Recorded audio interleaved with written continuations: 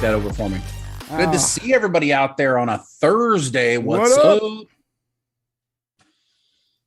Can you hear me? I can hear you, but I can't. I'm still getting that picture of you. I don't get anything else, like the normal, like I can see us next to each other. There we go. There we go. Is that better? All right. Yeah. Now I can see what I'm responding to. Hey, nice little rap there at the beginning, bro. What was the inspiration? What's up? Actually, I was trying to make your stupid Orville rap work. No, I missed it. I so badly wanted to surprise you with the Orville rap that you wrote. Okay. And I couldn't make it work, man. I couldn't. I tried so hard, Shane, so hard. Yeah. I know, it's to give you guys some background on this. So a long time ago, like it's been so long since the Orville season 2. As soon as the Orville season 2 was going and we knew we were going to get a season 3, I wrote this poem, I guess, a rap, right? And I told Brian, because Brian rapped in his younger days. I'm like, dude, you should do a rap to this, and we should like put it in a video or do something, right? And so all this time it's been sitting there, and every once in a while I tell him, I'm like, hey, what's up with the Orville rap? Season 3 is almost here. It's like a month away. I tried so hard. So you did it. I couldn't really hear it. I'll have to listen to it back on the other on the main recording. But was it good, guys? Did he nail it? Hey, David wants you to bust a move, bro. Okay, young MC. What's Shane's up? Sitting there all awkward. I couldn't hear what he was saying. This is a terrible situation. I couldn't hear what he was saying. I probably screwed it up. All right. Well, listen, guys. I just really wanted to come out the gate hot, strong, and with a ridiculous amount of energy, because what's the day today, Shane? What's the day? It's Thursday. It's Thursday. We're back on Thursdays, baby.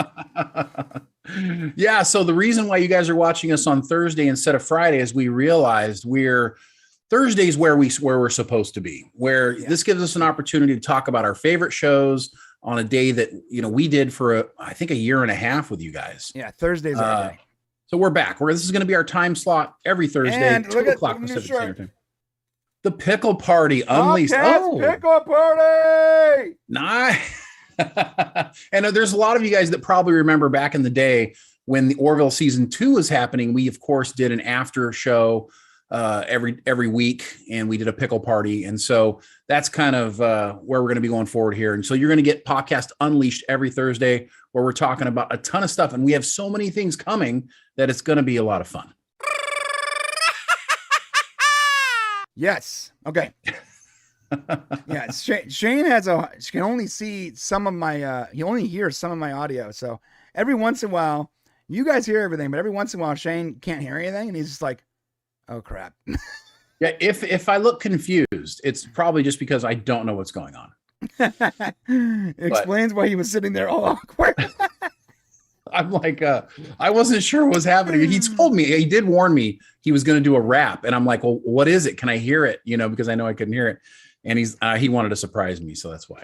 Yeah. So, So for all you asking, when I was real young, for about 5 years, around between like 17 and like 23, I was in multiple live hip hop groups. I was a drummer and a rapper. I'm still a drummer, but I have stopped rapping because it was not my strong suit. That's for sure. Yeah. Well, it was the early 90s, right? No, when was it? No, it would have been like the mid 90s. It was like 96 to like 2002. Yeah. So, I mean, that was the time for that kind of stuff. So basically when I joined the army, that's when I stopped rapping. Okay. Oh, all right. We're going to have one hell of a show today. What do we got? What are we talking about today? We are talking about Amber Heard getting absolutely wrecked. And Jason Momoa, my boy, joining the Johnny Depp side. Of course, he can do that. He no longer has to film with the chick. So think about that. That might be why. The timing is interesting on that. Yeah. Yeah, because no more filming for him. And then Picard season 2, episode 9, we're going to review that. And that was a doozy. A lot happened. Like a lot. Yeah. And it's weird. So much happened, but also I don't think anything really important happened all at the same moment. We'll get to it. Well, no, a lot of things happened, right? But a lot of things, there was a lot of mistakes, and yet weirdly, this may have been their best episode, but weirdly, there were so many bad things too. It's like, yeah, we'll get to it. They may cancel each other out. Wait. We'll get to it. Then we're also talking about Strange New Worlds begins next Thursday. That's going to be fun. Ewan McGregor got more out of Disney Plus Return than the first 3 movies combined. The Orville is almost here. Elon Musk is buying Twitter. That's it. There's a lot of news there. And it looks that's important. We're going to talk about that right there. That last part that's in there. That's the point. But anyways, go ahead. Oh, right. And Bill Murray is getting Me Too'd. Yeah. I gotta be honest. That he lasted a long time not getting Me Too'd. Let's be fair. We got to talk about it. It's weird. Hey, listen, great. This is not the finale, my dude, of Picard, because that is going to be next week. Yes. Thank God. Yeah, and we're live. We're answering your question right now, so that'll do that. Yes. Yeah, I figured instead of answering that question, I would just answer the question he recently. You would just answer it, be like this. We should have figured out a way to pretend like it was recorded. No, it's not live. It's Memorex. Remember that that episode of Doctor Who with the statues? Yes, where the don't blink ones. Don't blink, right? Yeah. And it was great because he was so in tune with time that he was able to answer her questions. When they played the videotape, he was able to answer her questions as if he was there live in front of her, and she was freaking out. But he was just so aware of how time works and all that, and he had already lived that moment that he was able to answer her. It was a really cool episode. What happened to Doctor Who? It was so good. And then it got wrecked by so bad wokeism. It's crazy. If you want a real life study on how that this new culture sort of ruins stuff, you can just look at Doctor Who. It starts strong, gets stronger and stronger. Matt Smith takes it home. It gets amazing. One of the best shows on TV for a long time. And then they start changing the rules. They start changing what they're going to do. And the second they start doing that, the decline happens. And it declines to the point where I have zero interest in Doctor Who now, when I used to be a weekly fan. Yeah. It went from Peter Capaldi, which was okay, and then this last Doctor, which just went off the rails. Don't feel stupid, Gray. It's okay. Listen, trust me. We've done much dumber things than that, so don't sweat it. Yes, we have. We once broke a TV set, just to get views. We've actually broke 3 TV sets to get views. People got so mad at us. Yeah. If you guys know the Salty Nerd podcast, guys, they Alex, who's over there, thought we actually broke it, and he unsubscribed from us because he was mad at us for doing it. So we've done some pretty. This is before he knew us. He was subscribed to us, and then we had this episode where we broke a TV because we didn't get enough likes or something, and he was like, right. Screw these guys. It was funny though. It was funny. Yeah. We've broken a lot of TVs, and it never worked. It never worked. It's funny. You know what did work for us is actually just making content.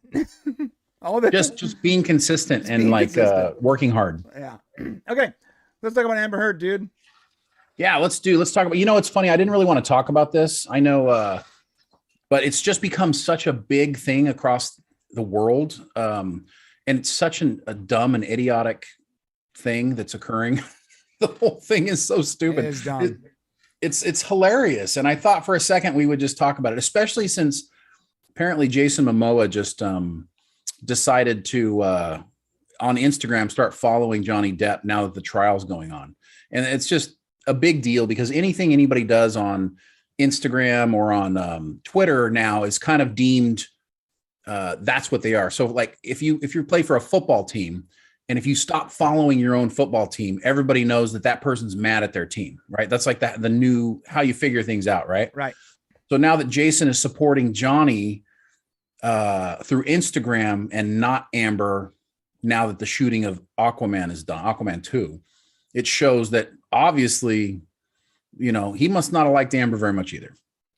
Yeah, I said this to my wife yesterday. Oh, let me put myself on screen. I said this to my wife yesterday. I was like, we were talking about this trial, and I'm like, it's so weird how absolutely gorgeous, like beautiful on the outside Amber Heard is. Like, Jesus, like you see her in Aquaman and she's stunning. It's crazy. Wait, you're telling your wife this? Yeah, but I'm like, on the inside, she's a dumpster. This is how you fire. balanced it. On the inside, she's an absolute dumpster fire. And like the difference between what you see and what the person really is literally a 180. It's like she's the ugliest troll person ever on the inside from what we've seen, but on the outside, from what we've seen of Aquaman, oh my God. And it's crazy. I would argue that they're both pretty trashy, terrible people, to be honest with you. After watching so many pieces of this trial, I got through the entire Johnny Depp, which, by the way, that guy really doesn't care. Like, seeing him on stand talking about things, he's kind of like almost a version of Jack Sparrow from Pirates of the Caribbean. Well, hold up. I got a little tidbit for you. So Johnny Depp is actually super talented outside Jack Sparrow. He's a painter and a musician, and he's an artist, man. This guy's a talented dude. And before Jack Sparrow, he was a hardworking guy. He actually said this in an interview. He's like, I've done everything. I've printed t-shirts, I've dug ditches, I've made pools. And then one time I play a drunk pirate in a movie, and it buys me an island. And the guy's like, so that was the role. Yeah. So is that why you've adopted this persona? He's like, what persona? Yeah, exactly. No, but that's why. What happened was, look, the guy worked his whole life as an artist, and no one cared. No one cared that he has produced all of these paintings and music and art. And then he plays a drunk guy in a pirate movie. And again, he said, in his words, it buys him an island. So of course he's like, I'm just going to lean into that real quick. Well, his other role started to become very Jack Sparrow-esque. When he played Tonto and the Lone Ranger, that was his role started to kind of mirror that other character. And before that, when Johnny Depp, you got to remember, Johnny Depp is the star of 21 Jump Street, guys. That's Johnny Depp, Yep. And he's extraordinarily talented. But I think what we've seen here, not only do we have this, he's an alcoholic 100%, and he's probably hooked on over the counter, or hooked on prescription medicine. The guy's rich enough to actually have like probably the last 14 Quaaludes left on the planet. Well, we're right. It's hilarious. They talk about where he lives. When he's talking about where he lives in all these videos, it's like Penthouse 1 or Penthouse 3. They talk about it in this. It's so surreal listening to him. And they have video. They videotaped each other. They recorded each other. Mm-hmm. It's just the height of trashy behavior. And why is this even happening, right? So they got divorced in 2016, right? 2018, Amber decides in the Washington Post she's gonna write this thing about domestic abuse, and she indicates all these things that happened to her, and basically she doesn't mention Johnny's name, but it's during the same time frame that they're married. So it could have been Elon Musk, because apparently that was after. Oh, I see. That was after. So Elon is always in the news now. It's like, no matter what happens, Amber Heard and Johnny, Elon, it doesn't matter. It's funny how Elon Musk's like, whoa, don't bring this up right now. It's not. He's like, I'm trying to buy Twitter. This is not. We'll talk about that later. Good time for this, Amber. Right. So basically she decides, so of course Johnny Depp's like, wait a second. He's about to do the 6th installment of Pirates of the Caribbean. And I would argue that's not necessarily a good thing. But he's about to do the 6th installment, make a bunch of money, and all of a sudden her report comes out, and then they say, nah, never mind, we don't want you for the movie. Right. So he's like, wait a sec, obviously this has impacted me somehow. So then he files suit against her, a defamation suit, right? He files the defamation suit. It takes forever. Our friends over at Midnight's Edge do a bunch of wonderful things following that whole case, including Amber taking a dump in Johnny Depp's bed. And by the way, I got to tell you, that is on video if you guys want to watch that somewhere out there. He talks about the whole thing. It's weirdly disgusting. Then Amber, I look on my side of the bed, and there was feces on my side of the bed, and Well, he wasn't there when it happened, but yeah, oh man, it is funny. She tried to blame it on the dog.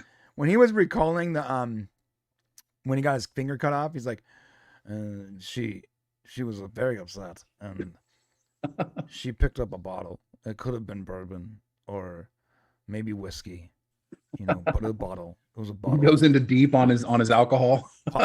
Possibly tequila. I don't know. And she threw it at me, and I got out of the way, and then I looked down, and I was missing a finger. It was surreal. And you're like, what?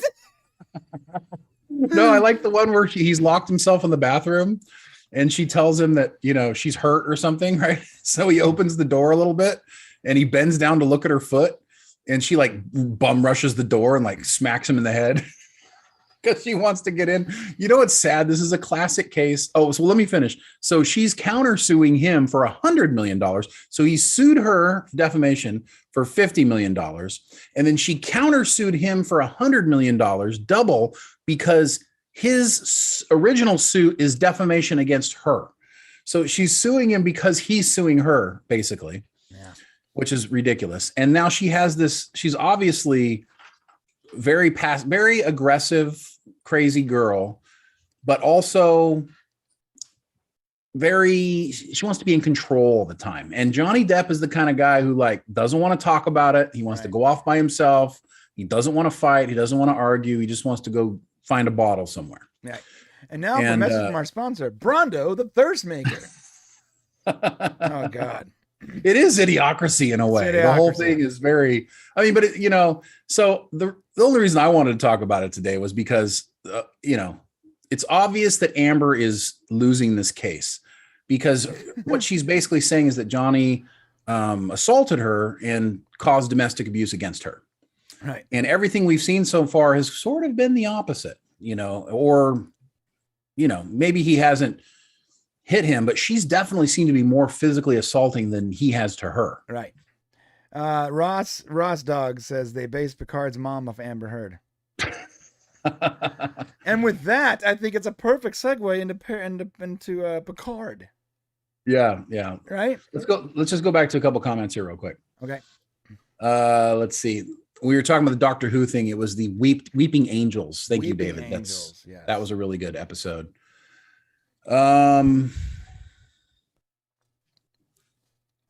Let's see here. Archmage Free Amber is damaged inside. She needs the Borg to give her a hug. That's so true, right? She's lonely because obviously she's not getting enough attention from her husband. So she needed to attack him. Yeah. Let's see. Spearhead operations. The MacGyver verse, not Trek. I didn't watch is that the new MacGyver? Yeah, the new MacGyver, which is a Kurtzman thing too. I didn't watch the new MacGyver stuff. I didn't mind the new MacGyver at all. It was good up until, honestly, I think that it wasn't good. It was entertaining up until COVID, because they fired like the only macho guy on the in the cast. And they replaced him with this like 90-pound Asian lady. Oh, like it's the guy that's supposed to be like MacGyver's protector, right? Jack. Yeah. Like he was playing Jack, right?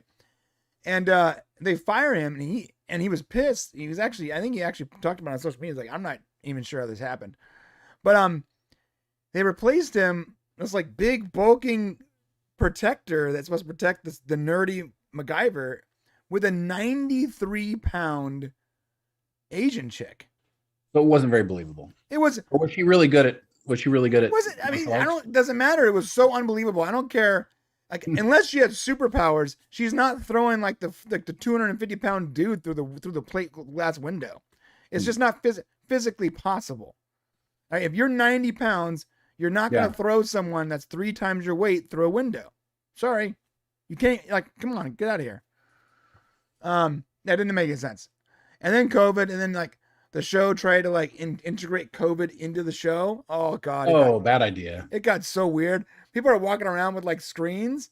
like they would have meetings in like their MacGyver base, but everyone's on a screen, and you're like, what is happening? They're like, we have to respect the COVID, so we're gonna be working remotely now. And you're like, what? The show within the show. Yeah, it was ridiculous. All right, well, let's move on from that. Yeah, let's talk about some Picard. So this is Picard Season 2, Episode 9. And full disclosure here, I did not get to watch it 14 times like I usually do. Yeah. I only watched it the once, so I plan to watch it again later on.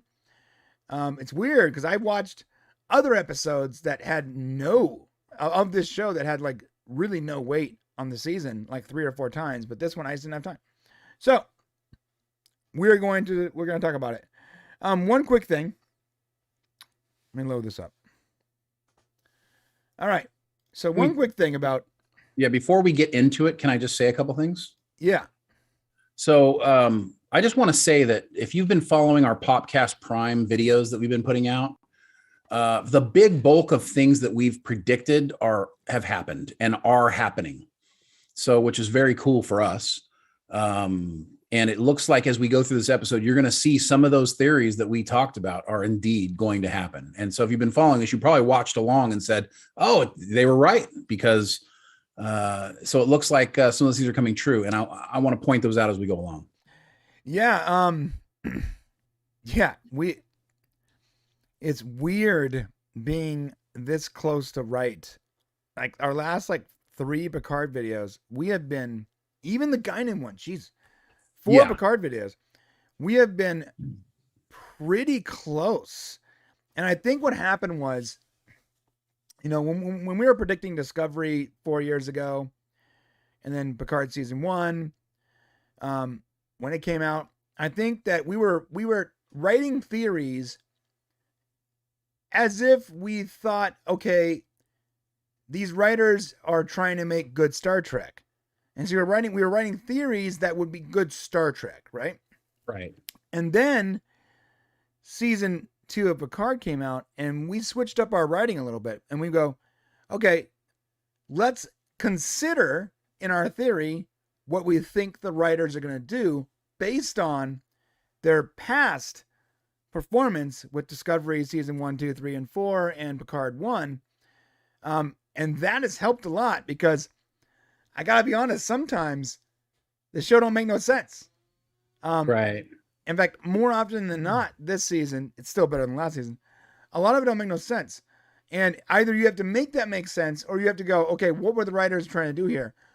Like with the battery thing, I don't want to go back to it, but we realized pretty quickly that multiple writers wrote that scene, and someone picked up and continued that scene with no knowledge, without communicating well. And so if you can figure out what they're thinking, you can craft your theory to be more right. I'm not saying it's better Trek, but we've been a lot more right this season, because we've considered what the writers have done the past 5 seasons. Right. And you can tell the difference, because we do have videos that come out where we want, this is what we would do, or this is what they should do for Trek. And Brian's right. We've done this many times, and I still have a hard time when I'm putting something down on paper. I still want to do it the right way. Like I want to do it the way Trek should do it, but we do have to take that into consideration sometimes.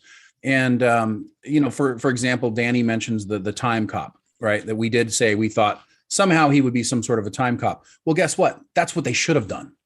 Right. So, if they don't bring that character back sometime in this story, then I can't even tell you what a horrible thing that they did writing him in any case. Yes. And I also have a bet going with Matt Kadish, because a $10 bet that dude will show up again before the end of season 3. Because if he doesn't show up before the end of season 3, then it was literally just like a write-off character, and it's so bad. I can't even they can't be this incompetent, Yeah, that's what I'm saying, is as incompetent as they tend to be sometimes, there's no way they can be that incompetent. Right. So if they are, then there's really no hope for that, for season 3. And I like Terry Matalas too much to believe that that's going to go through. Now that Akiva's gone, things should change. Season 3 should be better. Jerry Ryan is saying that season 3 will be better, or will be a really good send off for the characters. And I tend to trust her a little more than what other people say. Right. I hope that's the case. I really do. I really do. So now that, especially considering that Akiva Goldsman will have no part in season 3, like at all. He's not. No, he's going off to, that's going to be interesting. Is he going off to do the Will Smith movie now that Will Smith's probably not going to be doing movies for a little while? I don't know. I Am Legend 2? I don't know. That's what he's supposed to be going to do. He's supposed to be going to write that. Really? Yeah. Are they going to keep doing that now that? I don't know. See, that's what I'm saying. Incredibly violent Will Smith. Right. Someone called him. Someone said he was addicted to violence, and I'm like, what are you talking about? Will Smith, man. It's not. It's Will Smith. He's He's addicted to looking like a fool. Play a gangster correctly. Like, no, he's addicted to his wife owning him. That's about it. Yeah. Apparently they're getting divorced, which is best good for him. For the guy. That needed to happen for him. But someone on Twitter said he's addicted to violence, so he's got to go rehab. I'm like, that. I think this is the first time I've ever seen him even angry. Right. Like, I mean, granted, if you're going to have a one time, this is definitely the biggest, probably moment ever. Okay. So on to Picard here. This is what's happening. The show is opening up with Rios and his step family aboard the La Sirena, right? And he's like, oh, the transporters, they're coming in, man. They're coming in hot. The Borg, we got to get off the ship. So the Borg and the Borg Queen and Girardi, they're coming. They're coming to the ship. They're going to take it over. And Girardi. Yeah, I called this episode, Meanwhile, Back on the La Sirena.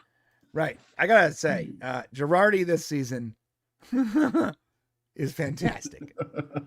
Yeah, she's killed it. Yeah, I will say Alison Pill, my least favorite character from season 1, and that's saying a lot, has probably been one of the better characters this year. Yeah, my least favorite. Like, it wasn't even like, I actively hated her in season 1. Every time she was on screen, I'm like, oh God, please move on. Change the camera.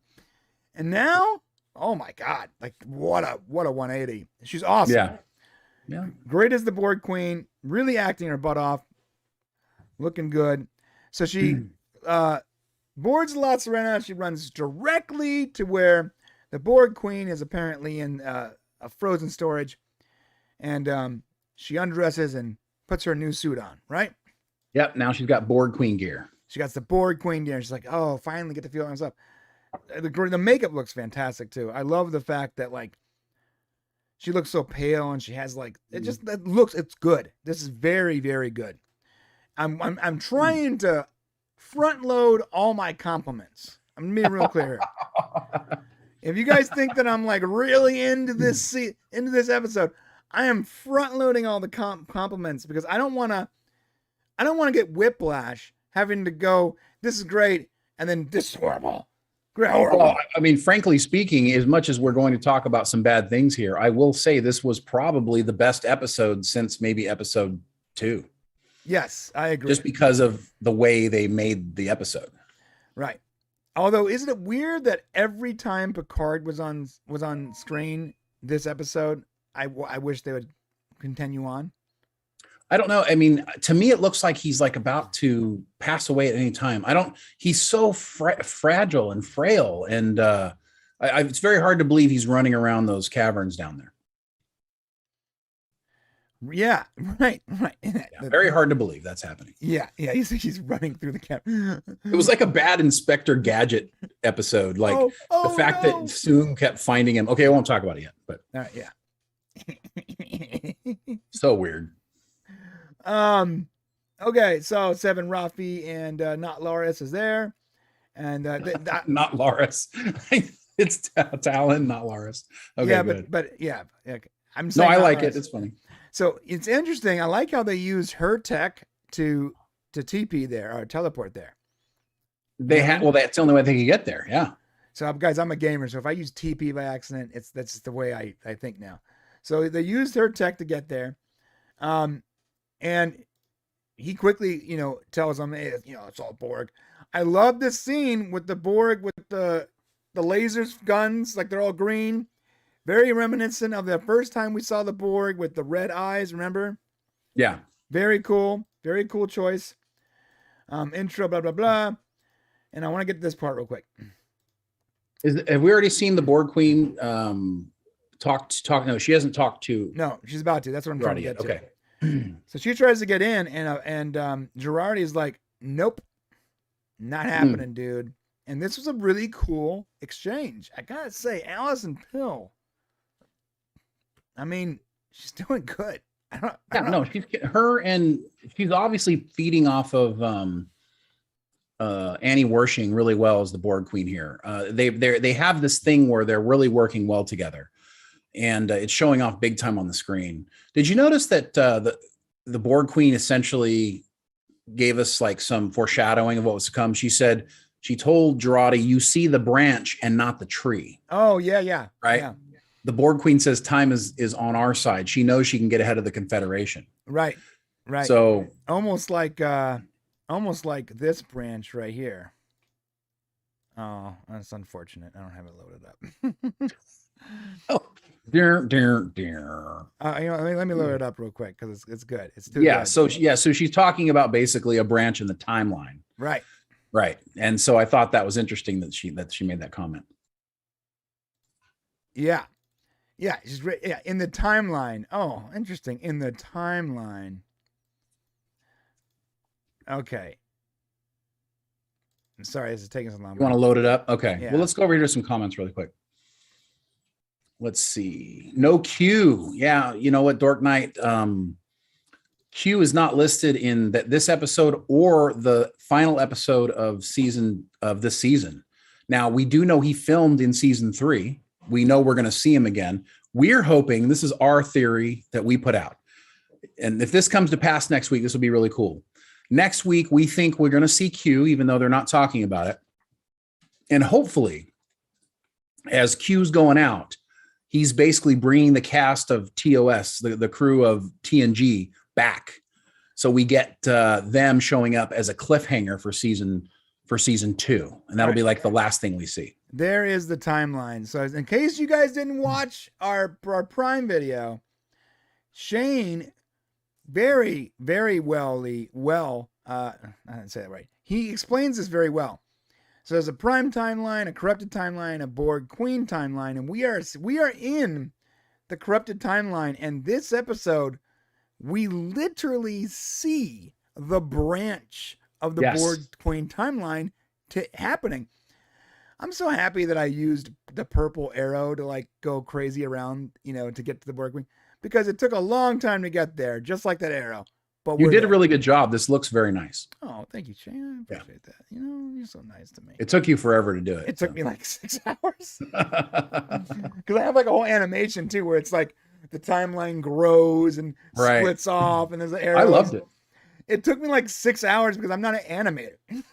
Right. It was cool. No, but so far our Picard timelines video is clearly spot on.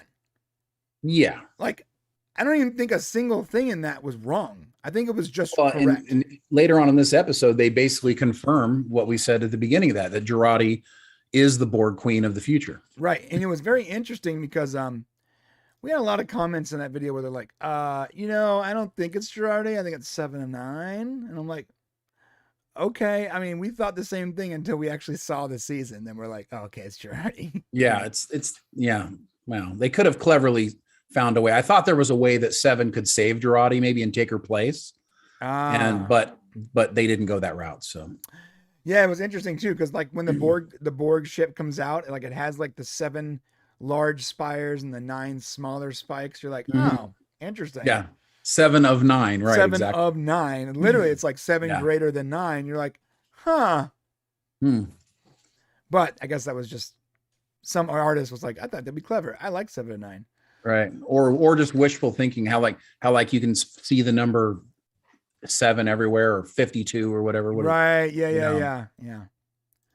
Okay. Yeah. So she puts a fractal lock, a fractal lock Okay. A password. She puts a password on it, apparently. Okay, fair enough. And the password, she didn't memorize it. Instead, and we got this cool moment, she puts it in the safest place she can find. And it's a hologram of Eleanor. I thought this was an extraordinarily clever way to bring Eleanor back, and so we could get some fighting action and actually have his character part of the story. This was the only way it could be done, because people kept saying, "Oh no, he's not dead. He's not dead." No, they killed him, and this was the only way they could have brought him back. And it's actually a little bit of credit where credit's due. It was clever. It was clever writing. Although he was running from bullets. We're going to talk about that, and that was totally dumb. It was so dumb. It was so dumb. I mean, like, wow, you brought Eleanor back and then you basically treat him like he was actually there. So, that was dumb. Oh, that's an interesting comment here. I wonder if the Borg Queen time is the one from Parallels, the one where Riker has a huge beard. Maybe. That'd be really cool. That'd be super cool. All right, so so Eleanor starts fighting, kicking butt. Ah, man, she already looks so good as a Borg Queen. It's crazy. You gotta stop talking. I wasn't even remotely attracted to Alison Pill until she became the Borg Queen. Until she started showing cleavage. No, it was more like until she started like actively hunting people and murdering them. That's when I was like, oh, okay. So you're saying what you're saying is you've got a Borg Queen fetish. That's what you're saying. Yeah, definitely got a Borg Queen fetish. Because when she was a human murdering people, I thought it was dumb. Good. But as the Borg Queen, I was like, okay. Nice. And then for some reason we go to a flashback. Oh my God. It's like, oh, the show is great. It's going great. Oh, let's waste your time. Oh, well, they were going to do this the whole way, man. You knew it. You knew it was going to happen. I hated this so much because I was so into this episode. Well, we called it though, didn't we? So we said he's going to let his mom out and she's going to die. That's exactly what we said. I want to say 2 or 3 weeks ago. And they just haven't finished telling that part of the story. And they just took too long and that what they tried to do, which was an interesting way to tell the story, was to keep it current and then use flashbacks to kind of follow the path and go through Picard's mind. I mean, he's being chased and killed, it seems, or, shot at. It seems weird that he would also do so much reflecting during a moment of panic and emergency. But I get it. You're telling a story, but that's what they were trying to accomplish. And in the end, it turns out exactly what we thought happened. Right. That doesn't make it any less stupid. Yeah, I know. I agree. I mean, I guess what I'm trying to say is I'm giving credit for trying. There was no way they were going to leave this out. We knew they were going to come back to it because they said 2 episodes ago, this story, or Guinan told Picard, this story isn't over. So we knew they were coming back to it at some point. So it shouldn't have been a shock or a surprise that they would do it because it was dumb in the first place. They wanted to explore Picard's past. Right. Not that that's bad. Not that this happening to him is a horrible thing at all. It actually adds to the character. And I don't really see it as a negative. I see it as a negative by the way they introduced it into the show. And they took so much time of it to tell us the story over so many episodes. Right. And it was interesting too, because Laura says, why does Q want you to, not in this episode, but in another episode, why does Q want you to relive that? Like Q specifically wants him to remember his past, which is, I mean, if that's the case, they haven't done a good job of making us think that's what's happening here. Right. I haven't gotten an indication. I mean, Q sent him back in time. Why would he start having these memories about his mom? He wasn't from 2024. There's no memories in this timeline for him. Right. So he can go to Chateau Picard in 2401 as much as he wants. So same. He's there, in fact.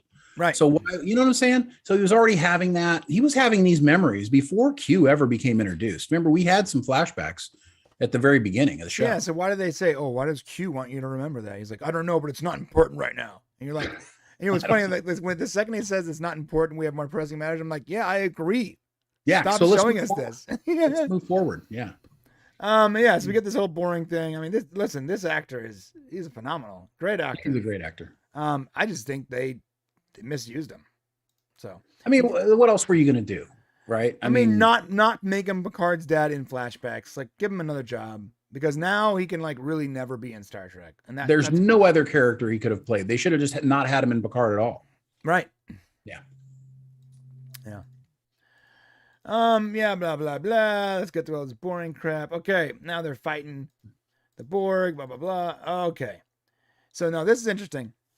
Picard, he's like, I got to get these people out of here. And Picard's like, okay. He goes, but I'm coming right back. So not Lawrence TPs him out, right?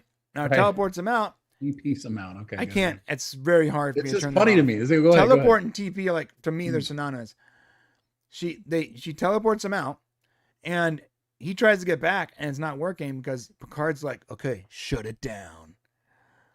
I don't know why you don't want like the captain of the La Sirena there to help you defend the La Sirena. He was injured, so I mean, it's okay. And he was trying to protect him, right? And he figured he would come back. I get that. That was okay. What was really interesting was, I don't know if we skipped over it or not, Rafi and Seven are fighting with a guy, right? A bald guy. Yeah. And Rafi finally somehow subdues him and gets a knife, but the guy's stopping. And Seven comes in and just pushes the knife down into him. And I got to tell you, that's one of the most personal killings outside of the first episode of Picard season 1, where they took out what's his name's Borg implants. But that knife going into that dude and that it was very personal. You don't usually see killings like that in Star Trek. Right. Yeah. It was different flavor. She hates the Borg. It's very personal to her. And they're like, listen, she even said in this episode, they're not people, they're Borg. And her opinion of the Borg is not good, which makes sense. It's odd, too, that it doesn't really seem fitting. Because, if I'm being honest, in season 1, she had this whole vibe that Borg are people, too. Like, she wanted to help the Borg in season 1, and she was super upset when they spaced a bunch of them. Remember? Yeah, I think the difference was those connected to the collective and those not. She probably saw these guys as being connected to some sort of collective. You know what I mean? She sees the Borg differently depending on their situation. Like if they're connected in and they're in attack mode, she's obviously against them. So that's how come she got Picard to do the self-destruct in the first episode. Right. So no, you're right. Adam Soon, I don't really know why he's there. Do you know why he's there? Like, what's the purpose? He's the representation of the future. So what's kind of funny is the timeline is going to change, right? She's basically told him that you're going to be big in the future. Well, what he doesn't realize is that by utilizing the Borg Queen, his timeline is going to be struck. Borg are going to completely take him out. Yeah, and how can he not realize that? Like, he's so smart. Because he doesn't know the future. I guess he's not aware that the Borg were decimated in his right. timeline. There was a moment in here. Did this already happen where we actually got 7 of 9's backstory? Did that happen? No. So 7 of 9 gave her backstory. We've been waiting all this time since the beginning of Picard season 1, and we got it. It talked about here. 7 said in this episode, she tried to join Starfleet, but they wouldn't let her because she was Borg. Janeway went to bat for her, but it didn't work out, so she became a Fenris Ranger. Wow, so Janeway is still alive then. So Janeway's still alive, and or at least was up till that point. Apparently, I missed that. But still, no mention of Chakotay. So I got to have my Chakotay before anything else happens. Yeah, you know what? You always got to start your day with a warm, steaming cup of Chakotay. I got to know what happened. Got to know what happened with Chakotay. I love that name, Chakotay. All right, yeah, blah blah blah blah blah blah. I'm trying to get to this good part here. Yeah, so back to flashback. Did we do the part where they were shooting at him yet? No. Yeah, shooting him in the catacombs, and they're gonna go play hide and seek or whatever. Remember? Okay, now, did you notice how Picard like conveniently finds like a Nazi handgun from like 80 years before? It's been there for 80 years, and and like all of a sudden it still fires. Yeah. Can we? I mean, look. The people writing this have probably never handled a weapon in their entire life. Let's be real. Yeah. They probably think that every gun you can just pick it up, ready to go, shoot it, and kill someone instantly. Doesn't matter what condition it's in, right? But listen, when I was in the military, I've had brand new weapons that I personally cared for, oiled, built, that wouldn't fire. They would still jam, absolutely, even though you just cleaned them. Right. Same thing. So let me tell you something. The 80-year-old Nazi handgun, no way that's firing. Yeah. The gun itself is probably not operable anymore. Right. But the bullet, there's absolutely no way that the TNT, whatever, the gunpowder in there is still viable after that long. It's not possible. It's not firing. Period. The end. It's just, there isn't even a chance that still works. Like, right. It's just funny. It's convenient. It's the plot devices that they do here. He's looking through stuff. It's like, what is he looking for? Was he looking for anything? Did he know there was a gun down here? How come he didn't find? I don't know. It's very interesting to me. Yeah, like the way they were like reminiscing while they were running from Adam Soon is weird. They're like just talking and chilling and chatting while Soon's like searching them out. It was pretty wild. Yeah, maybe they should have just teleported out of there. You're like, okay, hey, listen, Picard, you are way too frail to be in this fight. All right, we're gonna get you out. Right. Yeah. Somebody commented over here that Rios injured is better than a 100-year-old guy. He would have been better than Picard anyways. But Picard did tell her to shut down the transport. Okay, turn it back on, Laris. Right. Yeah. That's probably. I'm guessing she could do that, right? You shut it down. So please, not Laris. Can you please turn it back on and get us out of here? Get us to topside or something. Just get us out of the catacombs. Yeah, just to move us away from the shooting guys. Like, God. Well, speaking of shooting, I think this scene is in here somewhere. I don't know if you have it, but Elnor is running away from them shooting at him. The hologram. Oh, right, yeah. This is the scene with 7. Janeway went to bat for me. Threatened to resign. Janeway threatened to resign. Yeah. Which, that's the right thing to write in there too, because that's exactly what Janeway would do. How in the world does Starfleet not want 7 of 9? I don't know. Maybe it's during a time when they're still afraid of the Borg. Remember they had that whole storyline about how, they didn't trust. I mean, I don't know. They took back, Captain Picard, even though he was part of the Borg. So why wouldn't they have 7 of 9? Maybe it's a convenient excuse. Yeah, this doesn't add up. It doesn't add up that Starfleet wouldn't want this very decorated, clearly super loyal person with an intelligent, insanely intelligent, obviously knows how to deal with the Borg, and there's an entire crew of people plus the one and only Janeway vouching for her, and you say no? Jeez. Yeah, I don't agree. It doesn't sound realistic. No.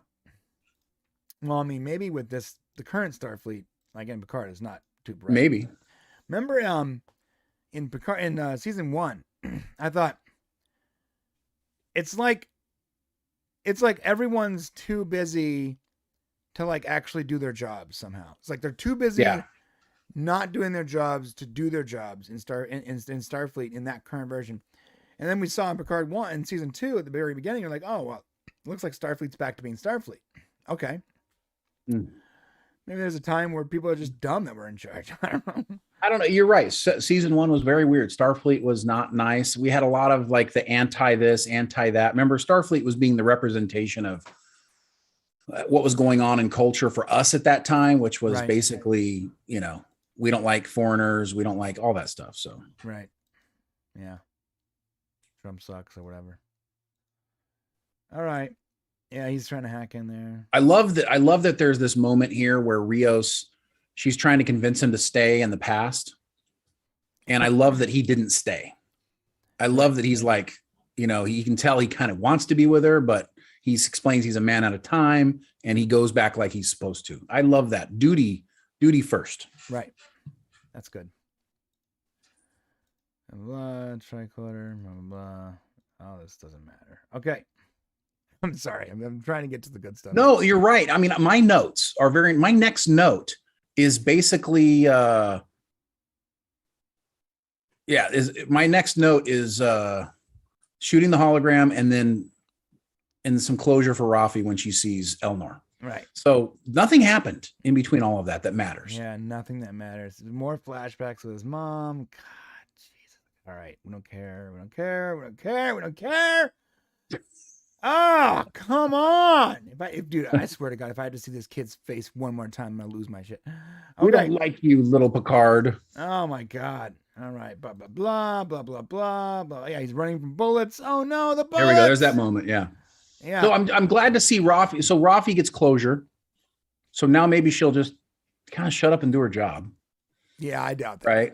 She got her closure. She was able to tell him, hey, I was selfish. So we learned some things about Rafi's character. That's okay. Yeah. Yeah. She is talking to a hologram. She did say that. She said, I know you're just a hologram, but she wanted to get it off her chest. But my mental health matters. So come here. Well, he told her, he's like, I will tell you, I was there at the moment of his last moment and we had nothing but love for you. So interesting. Got the closure. That's weird. I don't know how he would have that moment of remembrance. Are they setting up like other characters that can come to life after they've died or something? No, when the timeline's fixed, Elnor will be alive again. Yeah. So it's not a big deal. I mean, next season 3, he's going to probably be alive. Right. Okay. So blah blah blah blah blah blah. All right. What's this? Have we gotten to the board? Yeah. Can we get to the board queen? Yeah. Blah blah. Oh, okay. This is very interesting here. Oh, when she zaps him into the walls. Right. That was cool. Yeah, that was good. That's kind of what you would think to do. Where can I send these guys that they won't be a problem? Why do those graphics look so bad? It looks like someone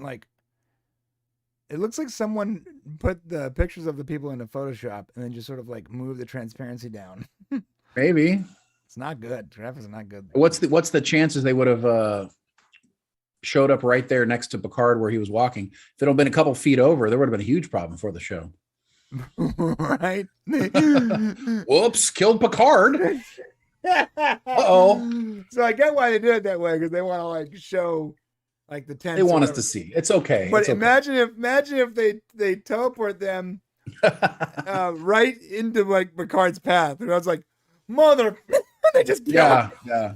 Well, you know what's a really bummer about this episode? They've got a complete waste of not Laris.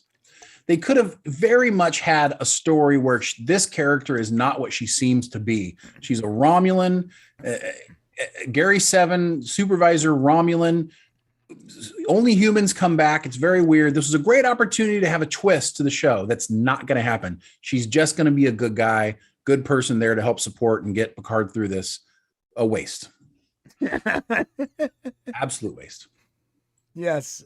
Speaking of, there's a lot of characters that feel like, wow, what a cool premise. You can do this with that. And no, they didn't. Okay. Yeah. And then nothing happened.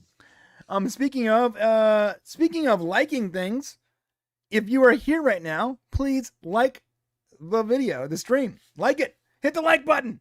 We're trying to get, I know the like is very important to people coming to find us. So if you can do that, hit that like button, please. Thank you. Yes. Appreciate it. Hey, or dislike it. I guess if you don't like it, you can also hit that. That works. No, don't dislike it. No, we're not going to ask I'm going to prefer if you like No. You like the dang stream. Okay, let's do that. Like the stream. Sorry. Yeah. Putting them in the wall seems excessively cruel. Nah. That's 7 these days, man. She's 7 is harsh. I like that. Yeah, you could have just disintegrated in the transport above her, but then you wouldn't get that cool scene of like Picard being like, "Oh no, where are the boys?" Hello, Picard going, "Oh, that's interesting." I just think looks like we're winning. I didn't even consider that when you were like, "What if they just like were 2 feet the other way and they like right?"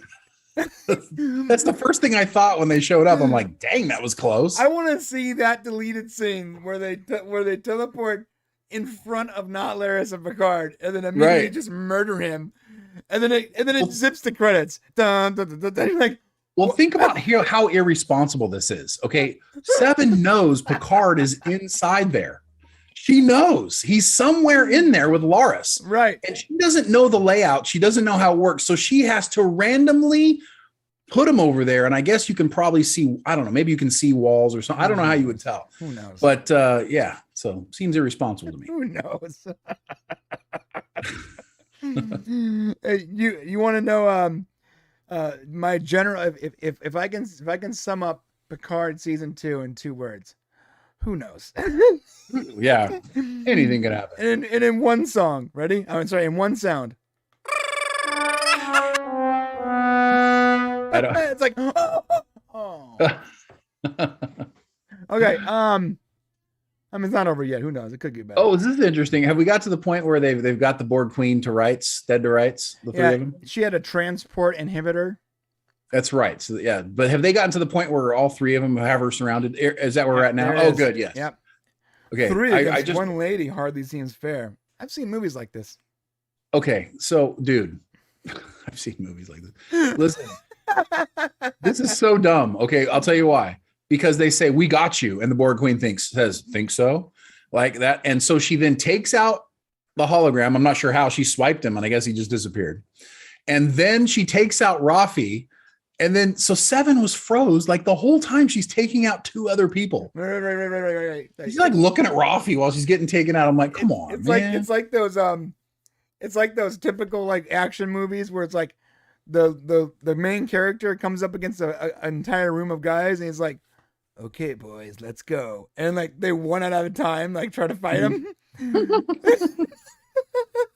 That's just so funny. Where all those karate movies, one at a time. They all get one guy at a time. Right? They all get whooped. Like I'm like, hey guys, time out. Can we just all attack him at the same time? All of us, like we'll just bum rush him. Okay, and we're good. We don't have to have any skill. Let's all just run in his general location. Jump on him at one time. Yeah. Bad TV, great reality. If I was one of those villains, I'm like, wait, guys, wait. All together. Oh God. Yeah. I love how after they get her right and they get her down and she's taken out Seven, and I guess Seven's dying. Oh yeah. So she impales Seven, right? Yeah, she basically takes out her stomach. And she knocks out Eleanor, which is cool. Yeah. Not really. It's not cool. No, I'm not sure how she did. She swiped through his head and it went through his head, and he disappeared. Yeah, there it is, right there. Yeah. How did she stop him? Well, because her there's magic in those tentacles. Her tentacles have little nanite micro EMPs. Okay, and they disrupted his electrical field. Yeah, the Borg Queen should be unstoppable. The thing she's capable of doing when they need her to do it, she should be unstoppable like all the time. So, right. But I thought it was interesting that they said that Jurati was able to take back over, and they said that the Borg Queen's lack of empathy was her downfall. So she was able to have a change in her emotion, which I thought was actually pretty good. Her chemistry in her body changed enough so that Jurati could take back over, because she basically couldn't have empathy for the people that she was taking out. And that's how she was able to come back. Yeah. I mean, and then she says something else important here. She says the Borg always lose across infinite timelines. And it's at this moment that I start to get really upset. I get really upset because they, in a matter of about 5 minutes, she says something that makes no sense. Now, Jurati has been inside the Borg Queen's brain, so she's got access to all the same information, apparently. And she says, fact, the Borg Queen always lose across infinite timelines. I don't know how she knows that, but so far that is not true. Okay, the Borg are an overpowering species. They don't necessarily lose across all infinite timelines. I can't imagine that's possible. I can't imagine that's the case. But then within a matter of 5 minutes, she essentially convinces her to let's all be friends. And over how many millennia that the Borg have been actively have one mindset, the Borg Queen has had one mindset. She's able to convince her in a moment with one conversation. Not realistic. To be fair, this is different though. So in the past, the Borg Queen has assimilated people, right? This time, the Borg Queen didn't assimilate Jurati. She became Jurati. So there are two different consciousnesses. Consciousnesses? Consciousnesses? I can't say the word. They're separate consciousness, and they're one's convincing the other. But there's two. Yeah, there's two in the same body. This is new. We haven't seen this before. but still but they're two separate consciousness. And the one consciousness is not about like let's hold hands and have a good time together. Kumbaya. You know what I'm saying? I get that, but bro, listen, we have never seen this where there are two separate people in the same body, one Borg, one anti-Borg, right? Yeah. We've seen people assimilated and slowly brought into the collective. We have never seen this where she actually actively takes over another person's body and tries to become that person. This is brand new to us. This is brand new to us. Well, then maybe I think there needed to be more contemplation on the side of the Borg Queen, where maybe we got the feeling that she felt like in the long term she couldn't win. And the only solution for her was to somehow have some sort of a merger, like official merger. Yeah. So that's not what happened. What happened was she was essentially convinced with a few words that, hey, let's try a different way. She was definitely way too quick to agree. I agree with that 100%. I do think you're right.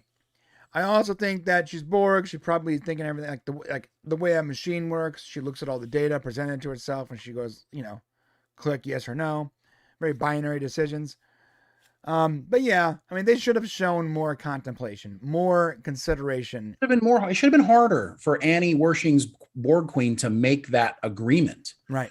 Because all we've seen over years and years and years of Borg is this is against their very identity. She even mentions it, she talks about, you've done all of this assimilating and yet you're still lonely, right? Let's try it a different way. And I just thought, now I get it. This is where the story's going from the moment that they wrote it. But anything easily achieved is not respected. And so what I'll say is, while they're going to be able to tell their story and we're going to get our Jurati Borg Queen at the end, standing in front of Picard in 2401, trying to get him to change the timeline or fix things, by allowing them to overpower their vessels. While that's all going to happen, this moment right now is a very cheap, unearned moment, in my opinion. Right. Yeah, it should have been harder to convince her. Should have been more difficult. Yeah. It should have been some sort of fight. It's weird how they'll rush such an important story point, yet they'll drag out forever these stupid points that have no weight at all to the story. Well said. This should have taken 2 episodes if they're going to do that, for this contemplation, this battle within the two to become one. Instead, we got 4 episodes of Picard chasing around his mom, which we already knew what was going to happen 2 episodes ago. Right. You didn't need to waste an entire episode. We told you. We knew what you were going to do. Right. It was obvious. So I don't know. It was just a wasted opportunity here. And I thought that it was cheap, and they didn't earn it. I still don't look at the Borg as amiable, no, of course not, loving creatures. Hey, one thing, atheist, how are the Borg going to stay technologically advanced if they are kinder and gentler? I don't think they are. I think that they're starting from a place of already being, very superior advanced because they're taking the Rios, right? Well, they already have all the knowledge of the Borg Queen for all that time. Sorry, La Serena, yeah. Yeah, so she already have all that knowledge. So they already have all the Borg Queen, or all the Borg's technology is already in the Borg Queen's head. Now they've got another 400 years or almost 400 years that they have to go through, which is why we end up seeing a new and improved Borg vessel, which is the La Serena, guys. That vessel coming through time is the La Serena upgraded. So that's what we're going to see, which is super cool, honestly. Yeah. As I have a lot of problems with the show, but there are moments that are just really cool to me. Yeah, because I'm a Trekkie. I'm a diehard Trekkie, and there's certain there are moments when they're using when they're beaming people in and out, when they're using some of the Star Trek sounds. I can't help but to feel it right here. I love that. You're right, though. I mean, it's sort of nuts how there were at least 4 episodes this season that were totally, largely unimportant and had no bearing or any weight on the story. And, a lot of other points you just sort of rushed through. Like, this whole episode felt rushed. You know why? Another reason why this entire episode felt rushed is because half the episode was effing flashbacks. Right. That's true. And, they did the same thing. They did the same thing in season 1, Brian. There was so many, this is something we heavily talked about, wasted episodes. And I'll be honest with you, as a writer, I believe that's that's narcissism in the writing room. That's being in love with your own, smelling your own farts. I think we've talked about that before. So they're more in love with what they're writing than telling the story. And they need more storytelling and less look at what I'm doing. And that's what's happening. Right. I agree. Yep. And they make the decision, blah, blah. Okay, this whole thing with Adam Soon. Does it feel like this whole conversation with Soon and Picard is like a side quest?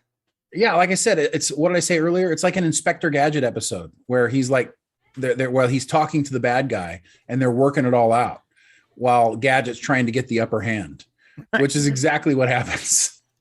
And then, Rios comes back just in the nick of time to save Picard, which was cool. And then soon, now, why did Rios tell him it's going to blow up? Right? I don't know. I mean, it would have messed up the show to kill Soong at that point. So I guess they had to do it. But in reality, you're not going to tell the guy he's about to be killed. I like this line. Let's build a universe of sevens. That was so cool. I'm so sorry. I know that's where we are as a society, or that's where they want to go as a society. But, it's just not earned. Yeah, it's just not. Seven's great, but it's not a bad idea. They just didn't earn it. So, speaking of Seven, she's a Borg again. Yeah, she's got her. Yeah, and that was a kind of an interesting moment. She had there was a character building element there where she had actually gotten used to not having the implants, and she had an emotional reaction to having them again. It wasn't a, oh yeah, myself again. It was a, oh crap. I didn't want these. So that was kind of interesting character growth. Is it weird that she gets the same exact implants? Yeah, but it's not I'm going to complain about, In that case, that's not something. The reason I loved that second episode when they showed the Borg skull, I was like, oh, so some of the implants are like a part of their skull, like it's a part of the bone, and like now the whole thing with Seven makes sense. Why they can't remove them? Why they can't remove all of her implants, because it's literally a part of her skull, and with Locutus, that wasn't the case. So like when you saw Seven for years, I was like, oh, why don't they just get rid of that stuff? I know it looks cool, but like technically they could just remove the implants. But what's funny is it also wasn't necessary, because unless something really weird happens, when time eventually gets fixed, which it will, because we're going to have a happy ending. Seven will just have her Borg implants anyways. Well, so I think they want Seven back as Seven, doing Seven stuff. Okay, that's fair. But they didn't have to give her the same exact implants. That was weird. I mean, that's fine. I'm okay. It's how we know her, I guess. It's not a big deal. All right. But I get you. All right, there you go. His mom is hanged in the... Oh, God. Oh, so we're to that point? Okay, so yeah. Memories. So we definitely see the moment the Borg Queen and Jurati come together. So we get the new Borg Queen. We're calling her the Jurati Borg Queen, right?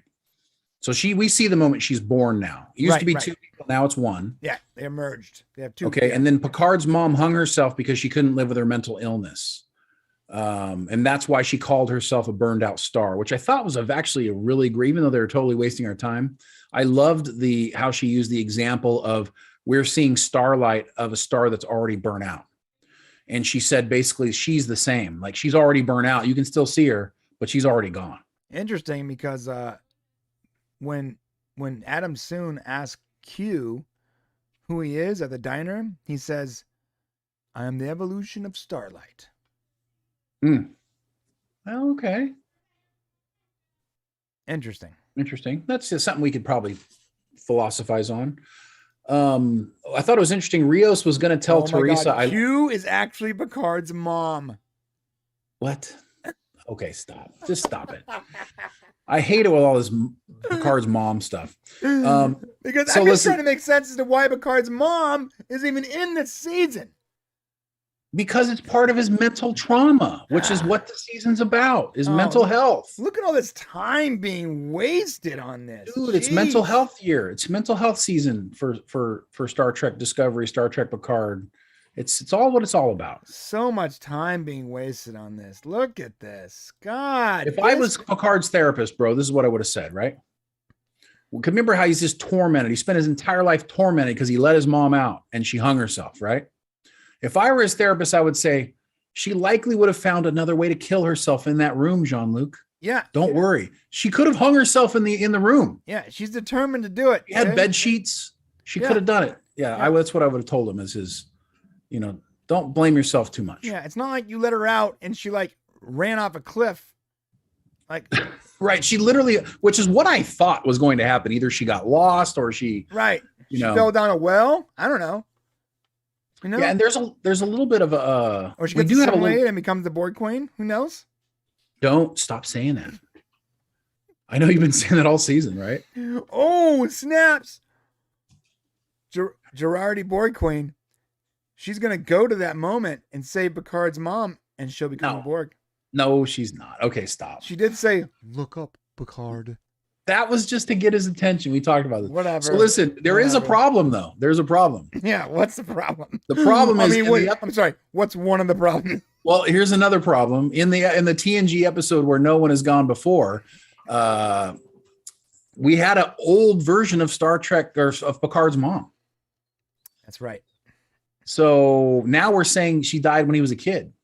Yeah, so that is a little bit of a problem. His memories were wrong in that episode. Like he was, I don't know. Can't explain it. Oh, actually, I can explain it. I can explain it. Ready? Go ahead. The writers never watched TNG. They didn't watch TNG and they don't care to because that's not what it's all about. It's about the new Trek, baby. New Trek. Actually, I had an interesting thought on that. Imagine if, and this is my headcanon, Star Trek was actually rebooted and no one told us. It was rebooted in 2001 with Star Trek Enterprise. Well, how could it be rebooted though? Yeah. So what happened was, think about this. No one told the fans because they didn't want to tell the fans it's a reboot. Okay. Right? Because they want old fans to watch and not complain. So they actually reboot Star Trek and they start with Archer, the famed Archer that everyone's always talked about. Okay. They start with Archer, and that's why the logo for Enterprise completely changes. Throughout the years, Star Trek has always had pretty much the same typeface, same font. Mm-hmm. But Star Trek Enterprise, different font. In fact, they actually use a font called Akira. Completely different font. You're like, why? Why are they using this different font? Because it's actually a reboot. And 15 years later, Discovery is not coming off the original series. It's a part of the new rebooted series that started with Enterprise. That would make a cool video. Which would make sense because the secret reboot of Star Trek. Yeah, the secret because their uniforms in Enterprise in Discovery are literally they look like an upgraded version of Enterprise. They do look like Enterprise, yeah. So what we're seeing this is the reboot. It's a hidden reboot no one told anyone about. Sure makes us older fans feel better. It would. That's my headcanon. I hope that all of you, can hear that and feel better when watching the new Star Trek rebooted series.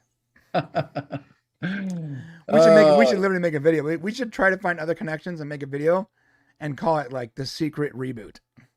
Yeah, well, that's what a Star Trek secret reboot. Yeah, 100%. Write that down. Someone write that down. All right. So if somebody write it down, take a note for us. Yeah. Let's see. The future will have no Borg Slayer. That's been announced. So Jean-Luc Picard in the corrupt timeline will not need to slay the Borg. Yep.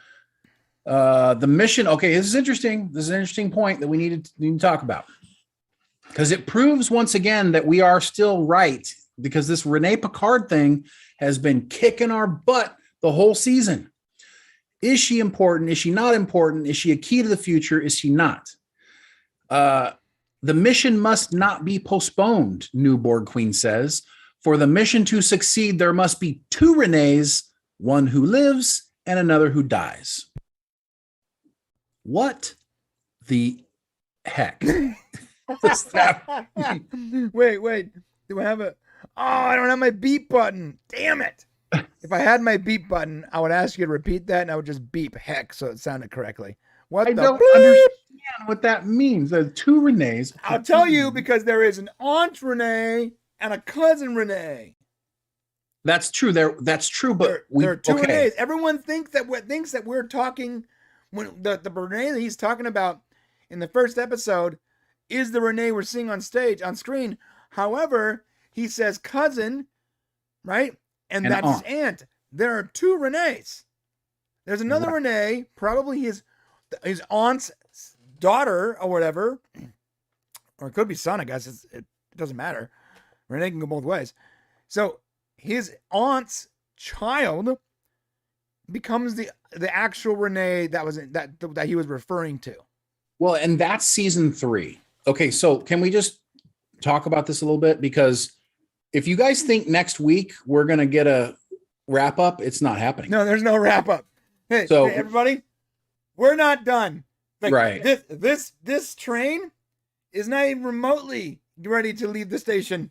Yeah. Did you notice how no one was upset when the La Serena took off? They should have all looked up and said, shit, how do we get back into the future? Right? I mean, it zipped, and they made the point to show us it zipped. And that shot was a signal to us that it's the last time we're going to see that ship until we get back to 2401. That was the Back to the Future moment right there. We will not see that ship again until 2401. I promise you. Where we're going, we don't need roads. We don't need roads. Yeah. So listen. The response should have been, shh. And then Picard looks at Rios, goes, Durr. And Rios goes, and it's like everyone's a I know, like there's a bunch of bleeps. This. No one cares. You're literally now trapped in the past. Oh my god, what is the plan here? All right, we didn't get there yet, by the way. You just jumped the gun.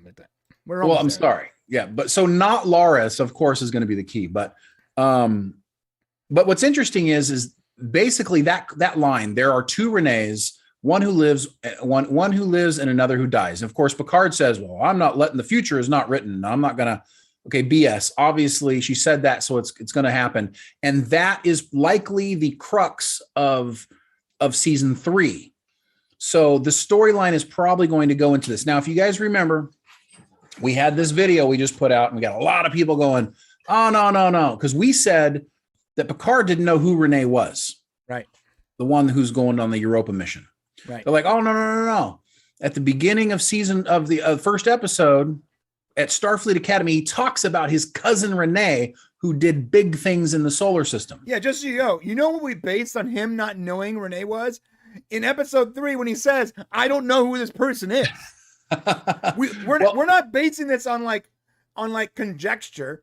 He literally didn't have any idea who that person was. Well, he didn't say that specifically, but he did say he didn't know much about her because of the time, right? Yeah, time is wildly inaccurate this time. Yeah. Now, but Rios goes on to say, so what's up with your great aunt or whatever? Right.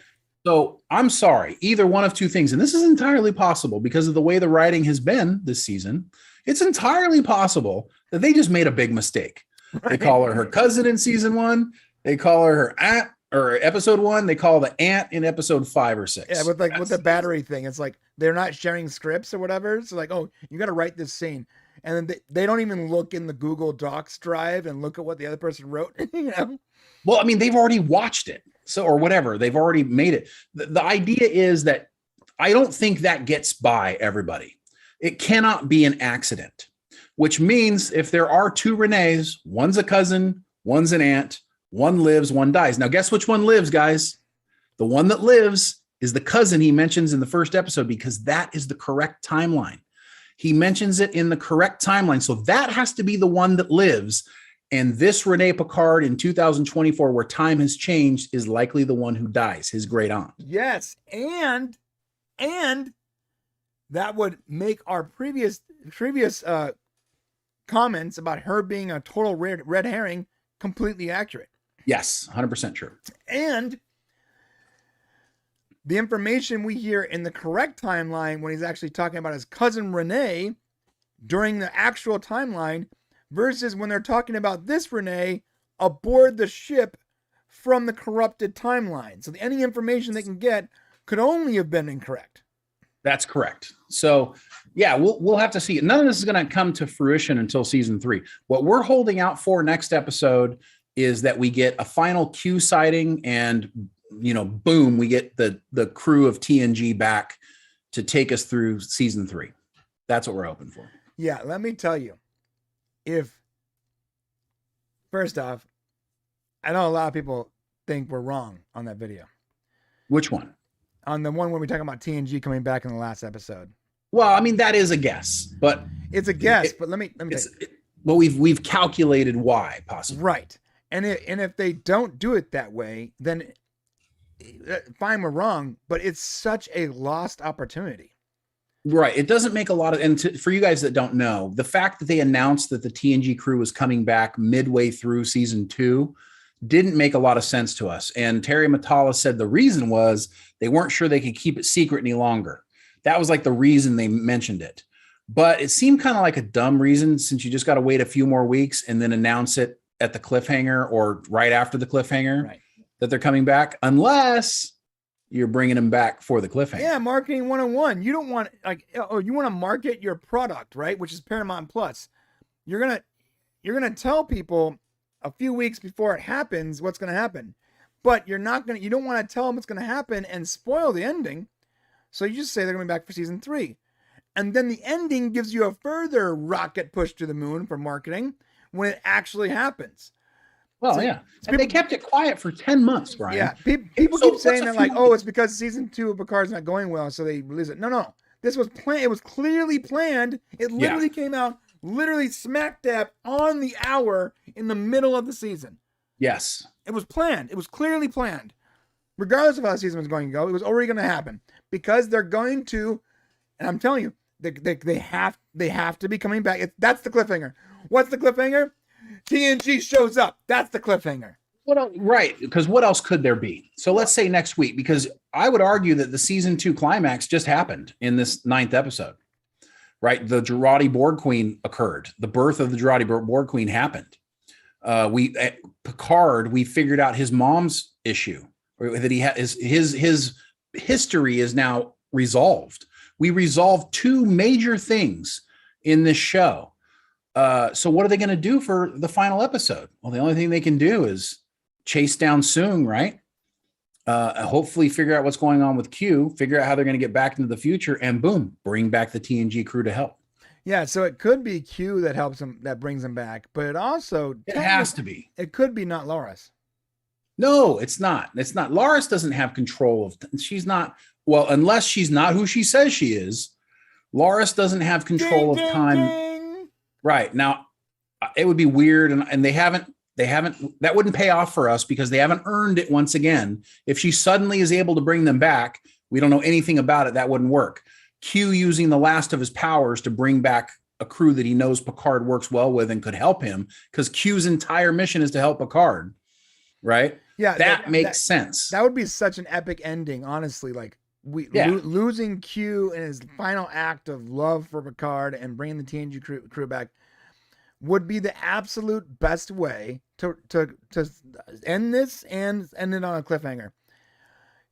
But Gary 7 was able to teleport great distances through space and time. No, not through time. No. Scotty said it's possible that it's one of the 2 things. Right. And he didn't say it was that. Right. He didn't say which one it was. He said it was possible. Well, yeah. So it could be a big lie. So if you go back and they decide they want to retcon TOS's episode. But they didn't retcon it because he said it was possible. It wouldn't be a retcon. No. It would be a retcon. How? Because Gary 7 said who he was, and he said what the situation was. So they'd be changing that. Now, hold up. Gary 7 knew that they were out of time. He already knew the future. No, he didn't know the future. He knew that was not the present, so he's assuming it could be the future. No, but he knew. Okay, Gary 7's maybe Gary 7 didn't know, but the people that sent Gary 7, they are aware of the tapestry. They are aware of the timeline. They should be. That's what we've figured out. It seems like they are, because they're going to do things to change the future, which means they have time travel capabilities, right? It's possible, but if it is not earned. This is what I'm telling you. But it wouldn't be retconning TOS, though. It would be, in a sense, if she ends up being something different. If those people end up being something different than what that character told us that they were, it wouldn't, in a sense, be retconning. They've already retconned it by saying humans were supposed to come back and help humans. I'm not certain why we have a Romulan helping humanity during this time frame when Romulans are not doing so great in this time. It's because Not Laris's contract had her in season 2 and 3. It's 100% true. But honestly, it's not like Gary gave us very much. So adding to their capabilities off that one episode is not the same as like what they did with Guinan by giving her all these superpowers that we weren't aware of. We saw Gary 7 in one single episode, and there was a lot of conjecture, and they never even specified what his capabilities are or even where he's from. They couldn't even say where his planet was from. Well, they're going to have to, well, it's 1,000 light years away, but they're going to have to, they can add to the theory, but they haven't earned the right for her to move things through time. They just haven't. So she could have fixed this whole problem already. It won't be earned by me. I won't believe it. Yeah, I guess she wouldn't be able to. Yeah. She doesn't even know, according to her, if she's telling the truth, which I'm assuming she is. She's hugging Picard. She's intimate with Picard in some sort of way. Maybe her bosses know. I mean, maybe, but she doesn't know. So, I mean, I don't know, unless somebody else shows up and says, hi, I'm not Laris's boss, and here's what we're going to do for you. Which would be dumb because none of that has been shown to us. You got to have a glimmer of something. You know what I'm saying? You got to have like a little hint that something's coming so that we can explore that idea, not just have it pop in front of us and all of a sudden it's not earned. You know what I'm saying? Yeah. That's bad television. So if they want to continue making bad television, do that. Or let's make good television and have Q bring them back, because Q's the reason why all of them are moved anyways. I'm with you. I'm just being devil's advocate and saying what other possibility. So we've established that the only possibility, I mean, this is interesting. There's no La Sirena. And if they made Not Laris the way they get them back or they get back, then it's bad and it's cheap and it's the worst thing they could do. Well, they already gave us an out when Q said last episode, there are more than one way to time travel. So that was kind of not in this century. Sorry, bud. That was his comment, and I'm guarantee you they're going to use it. So either way, here's the deal. The only real way this makes any sense is if we're right and Q summons the last of his abilities to bring them to the future or to bring back the TNG crew, one of the two. Yes, or the Romulans use their warp drive capability, which is tied into time travel, and Laris uses her connections with the Romulan Star Empire to somehow come and pick them up. I hate you so much right now. You want to hear a complaint? We've done too many Star Trek theories. I'll tell you a complaint I have, not about Picard or Discovery or Enterprise, about TNG. Here is my complaint about TNG. Whoever thought it was a good idea to make the Romulan warbirds use some kind of like temporal, yeah, some kind of sun or what was it? Some kind of their warp drive is like not a warp drive. It's like some kind of singularity that produces chronotons that can accidentally time travel you. Yes, as happened in DS9. Right. It's the stupidest thing. And if I was old enough and I was reviewing Star Trek back then, I would have said that is dumb. You cannot base an entire species form of travel on something so precarious that will randomly send you back in time. That is insane. All you need is a little transporter accident and make it happen. That is so silly that they gotta find a way to time travel, man. When you're trying to write it. Oh, there's chronoton buildup. Oh no! Hey guys, go get a warp drive. For the love of God, stop using this technology. Like, God damn. But they could click when we couldn't, though. So there you go. Yeah. Yeah, who knows? Yeah, maybe Laris does that. Maybe not Laris. She hooks up with her Romulan Star Empire. I mean, that would make no sense. By the way, the fact that if she was able to even connect with the Romulans, that alone would be like my breaking point. Because she is a Gary 7 agent. Like, that would be my breaking point. Yeah. I mean, like the Romulan Empire, I don't even know if it exists in this and at this time. I'm pretty sure it doesn't. Well, here's what's crazy. Do you want to know what's crazy? Okay. So if you guys want to go into this a little bit, okay, we'll go into it a little bit. Go ahead. Gary 7 was taken, his ancestors, human beings, were taken around 3000 BC. Right. Okay. Well, 3,000 years after that was when the Romulans and the Vulcans broke apart, and the Romulans went off to do their own thing. Right. Right around, I think it's 800 AD our time. Yeah, someone in the comments, by the way, was like, "Oh no, the Romans were around." Like, no, they weren't around at this time. No, you're wrong. They were around, but they didn't have warp drive. Yeah, but they were like, oh, they were because I think they messed up the time. Go ahead. Sorry. So if they took Gary Seven's people around 3000 BC, let's say they went around and took everybody in the Alpha Quadrant at that time to teach them this thing. Well, that would mean that she's a Vulcan, not a Romulan. Ooh. Right. So I'm just saying. Right, but she's using the Romulan language. She's got the Romulan language, and it didn't happen for quite some time. So, that is a massive continuity error. Jeez, I didn't even consider that. Yeah, right? Yeah, they had not split yet. Like they were like pre-split. Yeah, that's it. So they according to the way Gary Seven's people did it, or Gary Seven's people they are again outside the space and time continuum, like we see things, and I'm okay with that as long as they lead us to it and don't just drop it on us. So it's not like they went to Gary Seven's from 3,000 years ago, but they can get people from any time period because the time is not important to them. Right. Well, that's pretty good. Are we gonna go over and look at the chat? Yeah, but one more thing though. Yeah. She has to be like an ancestor of not Laris, right? Not Laris has to be an ancestor of Laris. Of course. She can't let's just we need to be clear here. She can't be Laris. No, she is not Laris. And she can't be a past version of Laris that eventually becomes Laris, right? No, she's not Laris because in the beginning she did not know who Picard was. Right, what I'm saying is she can't be a past version of Laris that becomes the Laris we know. Unless you want me to break things. And not unless you not unless you want me to just, trash my CBS or my Paramount Plus. But it's possible. No, I don't want to. It's but what and I got in what multiple universe? I gotta be honest, when the Borg Queen talked about the tree and the branch, it was very thrilling. Very thrilling. Yeah, considering our timeline thing. Okay. All right, let's go over here. Let's go over here. Look at I got a nice love you from my son Bodie. I got to give a shout out to Bodie Life. Sup, Bodie, my bro? That's right. Got to give a shout out to the Bodie Life YouTube channel, the Mo Family YouTube channel. He's got some great videos. That's right. He's going to be great someday. There's a ton of comments here. Let's talk. Let's go up top here. Let's see what we got going on.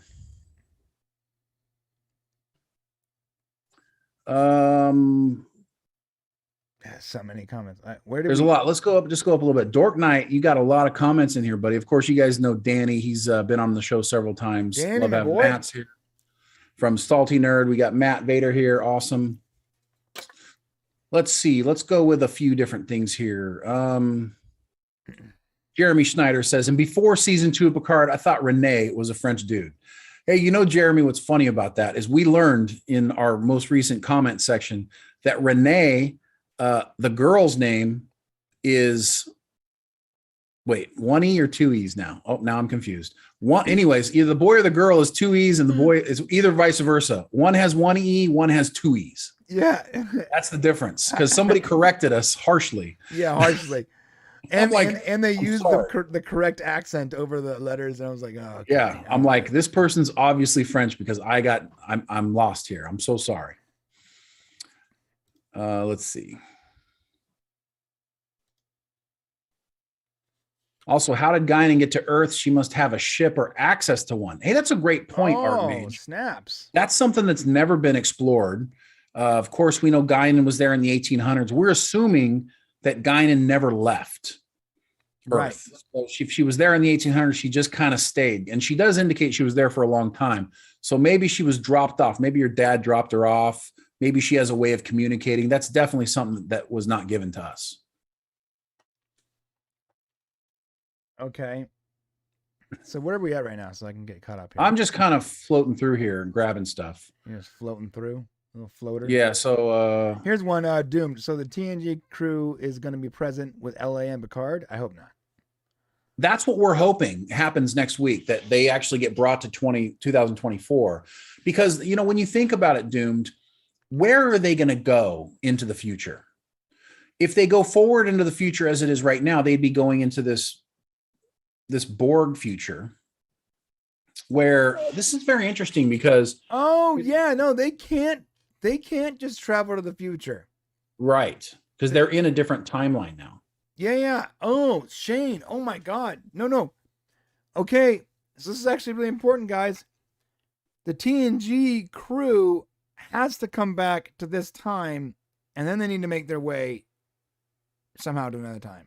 They need to fix whatever happens. Now, this is where they've got a big problem because they're in the corrupted timeline, dude. Yes, right. Well, here's the problem they have is that they have to now. The payoff is going to be Borg Queen Jurati bringing us back to episode 1 of season 2. That's obviously has to happen because we're in some sort of a time loop, right? So that still has to occur, right, in order to be fixed. But I'm not sure how they plan to get there. Right. There's so many things that need to happen. Even if they stop soon and they're somehow able to fix the timeline, how does that impact? Now you've got the Borg Queen, or Jurati Borg Queen, I guess we're calling the new one. They're out there no matter what. That Borg Queen is in this timeline. So if they repair the timeline in the future, this is done. So going forward, if they fix the timeline, there's no way they can fix the regular timeline. Okay, this is going to be interesting. There's no way that they can fix, what are we calling it again, Brian? The corrupted timeline. No, the original timeline, the correct timeline. The prime timeline. They cannot take us to the correct prime timeline from here, no matter what happens. Yeah. How can they possibly get to that branch? They can't. It's impossible because they have Borg to try Queen's to create the the prime timeline from the corrupted timeline. And we know that the Jurati Borg Queen comes through a time portal, or through a anomaly, a time anomaly. So we know that ship, the future La Sirena, is going to come through the alternate reality into the correct timeline. Right? So, dude, it's still a mess. So they just wiped out the entire prime timeline. Well, sort of. I mean, obviously they're going to get us back there, but as of right now, they have totally messed up the prime timeline. But what I'm trying to say is, you see Jurati Borg Queen coming through from another branch in episode 1. Wait, so how did she? Okay, right. So if she can travel to another branch, why can't they? That's what I'm saying. I don't know. That's what I'm tripping about. You shouldn't be able to. I mean, Q can, I guess. Well, Q is outside space and time. He's like, but Q didn't bring the Borg, as far as we know. No. Yeah, he didn't bring him through. Q only showed up because Picard, right? His pet died. Yes, or was about to die. One of the two. Yeah. So Q showed up because his favorite person, his bae, Picard, was about to eat it, or he did eat it, and it triggered him to modify things. So maybe making the wrong decision is what dumps them in that corrupted timeline. Maybe. I don't, it's really hard to hypothesize because there is no path for this. Like, Star Trek's never done this before, and jumping timelines is not something we typically do. This is very 12 Monkeys. Mirror universe to regular universe. Yeah, but timelines, this is new territory. Yeah, this is very 12 Monkeys. So I don't know what they're going to do or how they're going to do it yet. Okay. What we got? We can't leave on this extreme question mark, though. I can't. What do you mean? All right, so we have to have it. I was so positive about where this was going, freaking 5 effing minutes ago, until you brought up the branch thing, and now I'm like, God damn it! Now I don't. So first off, anything can happen because the prime timeline doesn't exist. Yeah, they can do anything now, man. Here's the deal, you guys. Oh my god.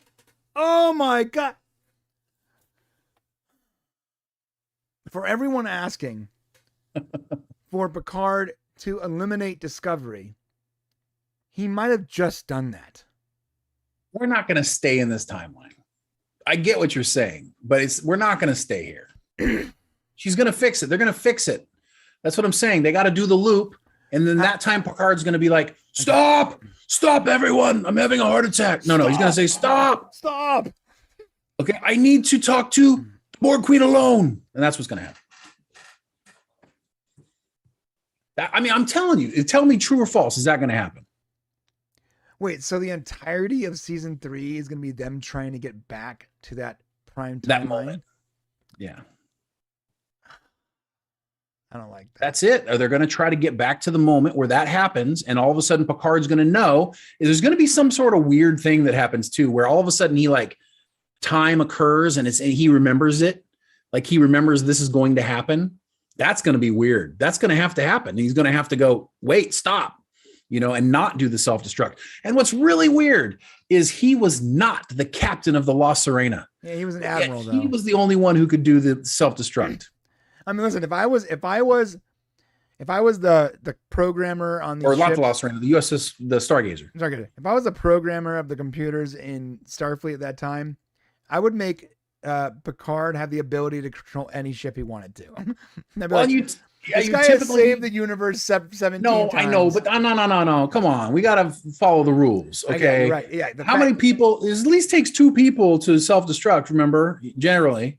Yeah. Right. I don't know about that. Don't add another problem to my brain right now. Sorry. We're going to talk more about this offline. I'm still trying to figure out how in the world they get to the other branch. We don't know, because we don't know how Terry Metalis is going to handle it. This is new. We can't even guess because it's never happened before. And this is another reason, my friends, right here.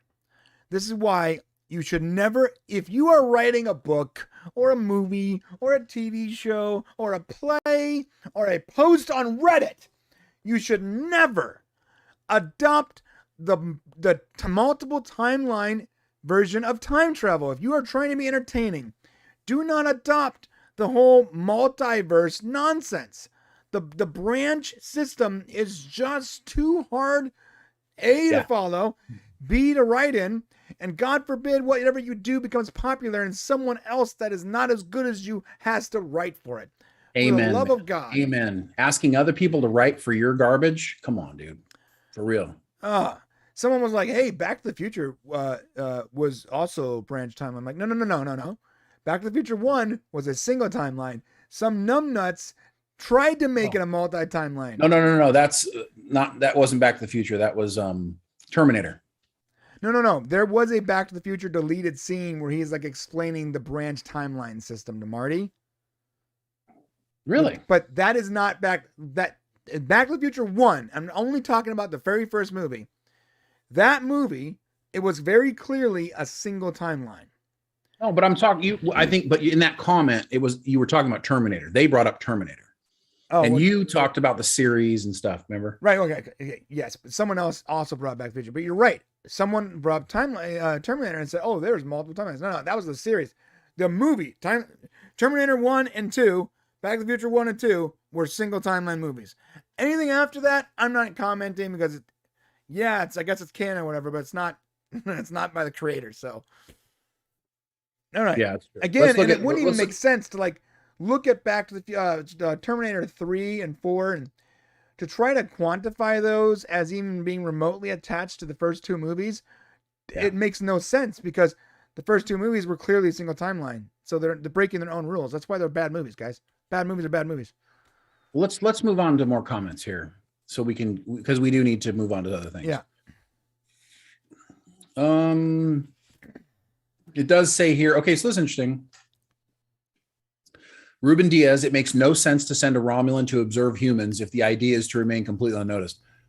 Ruben, so true. That's why I think it's either dumb writing. Very possible this is just dumb writing because they do a lot of dumb writing things like this in the show, like stuff that just doesn't make sense. So I could see that being just a dumb writing thing, but missed opportunity. Let's agree that they could have done something cool.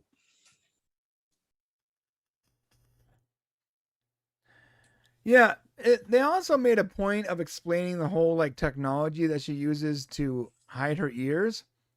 And they also say that it takes 8 hours he goes, after she shows him her ears, he's like, she makes a point of saying it takes 8 hours from the recharge or whatever. And I'm like, that just was weird. Why would they even say that? Yeah. Almost like, are you setting up a future point where they have to use that tech, but they have to wait 8 hours for it to like charge or something? Like, Yeah, don't it's do really that. weird. Or maybe it was just like a throwaway line. And if it's a throwaway line, then why is it there? And why say it? They've done that so many times So where they many explain times. something, Guinan explaining stuff that's just not necessary. They've done this throughout the entire show. It doesn't make any sense. Let's see, Dork Knight. Clearly, all they want to do is continue to make bad television. Unfortunately, Danny, I don't think they want to make bad television.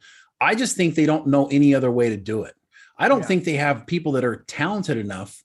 And no, listen, I don't know how people get jobs in Hollywood. Obviously, Brian and I don't have those jobs, but I got to tell you. You know what's funny is I was as close as anybody can get to one of those jobs and wasn't good enough apparently. Well, when I worked for Orlando Jones. Well, but the point is that not everybody is an amazing writer that's there writing. It's who you know. There's a lot of that going on. Yeah. It's what you believe nowadays. What's your your affiliation. You got an American flag on your truck? Oh no. Yeah, you're not going to get hired. So they're they're inside their echo chamber, and that's why we're getting bad television, is because you don't have the best people doing it. You're not reaching out there. Right. You know how all the original Star Trek episodes were written? People submitted scripts. People wanted to be a part of it. They begged and clawed, and we've talked to so many people who wrote scripts for TOS and TNG and for Voyager that really wanted to be a part of the show. And that's how they became writers. Nowadays it's, oh, you did this and that, you're my buddy, okay, come on in. You may not be a great writer, but we're friends. That's kind of how it is. That's actually a really good point you brought up. So because of nepotism and the fact that checking a box, some kind of virtual signaling box, is more important than getting the best people, because that's happening, they aren't getting the best people because they have this, and Paramount said they have this rule where like the writing room has to have every type of person and every color and gender and lifestyle has to be represented in every writing room. Paramount said that. And it's happening everywhere, which right. is. But when Paramount said that about a show that was, I forgot the name of the show, but it was, what show was it? Jesus, I was telling you about this. The little girl that has powers. What's the name of that show? Stranger Things? No, there's a movie about a little white girl that has powers. I forgot the name of the show. Damn it. Sabrina the Teenage Witch? No, it starts with an M. It's like Madeline? I don't know. Yeah. Whatever. So there's a movie about this little girl that goes to school and she has like powers, and it's a classic. I forgot the name of the movie right now because my brain's broken. But they were making a TV show about this. And they wanted to get and the TV show was going to be about this girl that's grown up and she's traveling the world looking for other kids that have powers. Cool idea for a TV show, especially based on a movie that everyone agrees they like. And I wish I remember the damn movie. Okay. Matilda. Thank you, Archmage. Goddamn, I love you. I just said Matilda. You said Madeline. Oh, I meant to say Matilda. That's what I was saying. So Matilda. They're making a Matilda TV series. And it's going to be about her being grown up and traveling the world and getting all these other kids, right? Oh, that'd be cool. Right. Except for, they go, we need every person, every type of person, color, gender, lifestyle in the writing room to represent the audience, right? Yeah. So they fill up these people. And what happens is they start writing. It was called Matilda. Sorry, John. Archmage beat you to it. Matilda is the name of the show. So they start writing, and because they're all competing for space in their little corner of space, they didn't get the best writers. They got the most exclusion. They got they checked the boxes and got every type of person. The writers couldn't agree on a storyline. They end up pausing the entire show. They have so many different people. That makes sense. Right. They end up pausing the entire show. And the reason the showrunner leaves the show is because the writers all agreed that it sounds very, it's a bad look that the white lady is saving all these kids. All right. But so they no longer want to write on the show because they think it's racist that it's a white lady with a savior complex saving all the special kids. That's why they shouldn't have done it in the first place. No, what you need for Star Trek is a bunch of Star Trek nerds writing Star Trek. Regardless of race or gender or anything. It doesn't matter if whatever you choose or whatever you are. If you love Star Trek, you are in love with old Trek and you want more of it, then you become a writer. You don't grab people who did, Rescue 911 and MacGyver and a bunch of, you don't get those people to write these shows. Yeah, you get people who love Star Trek to write Star Trek. Get some guy with there's a lot of them out there. Get some person with pronouns or something that did this one episode at a Sundance Film Festival 6 years ago. Like, we need you to write for the new Spock. He goes, okay, what's a Spock? Spock, like Dr. Spock, who like for the baby books? No, never mind. Never mind. Let's move on. What else we got here? All right. Because there's a ton of things that you guys have some really great suggestions in there. There's all kinds of cool stuff. Q can eventually just snap it all back into place. Yeah, if we don't lose him, he could do that. Archmage is like, they'll steal the quantum mirror from Stargate. Girardi was wearing Atlantis era uniform this episode. I agree. That would listen, if they actually, it's not gonna happen. But let's say they did some kind of like Stargate crossover, I would die a happy man. I would forgive them of everything. I'd be like, you know what? Awesome. And the announcement the next day would be that they're in the same universe. They're in the same universe, yeah. Oh, here's a question from Jeremy. Did Q actually make Picard time travel? Q said Picard time traveled all on his own. Did self-destructing in a temporal rift cause it? Okay, so this is what we know. Q shifted them. So Q saved them during the explosion for sure, shifted them into the corrupted timeline. But he did say Picard time traveled all on his own. I never told Picard to time travel, but guess what? 100% he told Picard to time travel, because if you go back to episode 2, he's basically saying, well, you can stay in the body of a crazy man or you can try for redemption. Well, the only way he could possibly redeem himself is to go back and try to change what happened. Right. So Q, either the writers are doing something dumb and making a big mistake, or Q's not telling the truth. Right. Here's how it is, just in case you guys didn't see it before. Look at the very bottom timeline. It says Borg Queen timeline. See, in 2401, a little green dotted line. She, through a rift, goes to the prime timeline in same 2401. She tries to talk to Picard. He causes the explosion. He sets self-destruct. It explodes. At that moment, right? At that very moment, either Q saves them and they shift to the corrupted timeline, or Q saves them, but the explosion near the rift is what shifts them to the corrupted timeline, which is possible. That is true. There is no confirmation that Q moved them, but he did and somehow save them. He did save them. But we don't know how the corrupted timeline was created. Right. We don't know if it was because the explosion near the rift is what caused it, or however they got to that branch.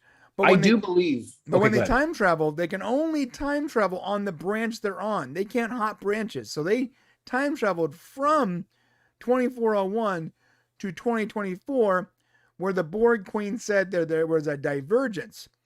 She is also from that corrupted timeline. So what I believe occurred is the explosion created the corrupted timeline. And that's why we keep hearing that he says Picard in the making of his own, right? Because Picard did the self-destruct is likely what created the corrupted timeline in the first place. So maybe Q saved them. He didn't need to shift them anywhere because that was the timeline that was created based on the explosion. Interesting. We'll see what happens. Yeah.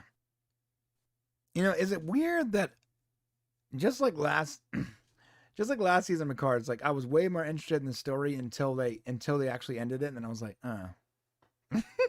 I don't know. No, I was kind of not. I wasn't digging the story. I definitely didn't like the ending, but the ending made no sense. Hated that. Yeah, it made no sense. Archmage Frey says corrupted timelines are unnatural and can be more easily traversed, similar to Prime and Mirror. That's my theory. That's not a bad theory. That they're easier to traverse because they're unnatural. I like that. Okay. All right. I like that. Let's see what else we got here.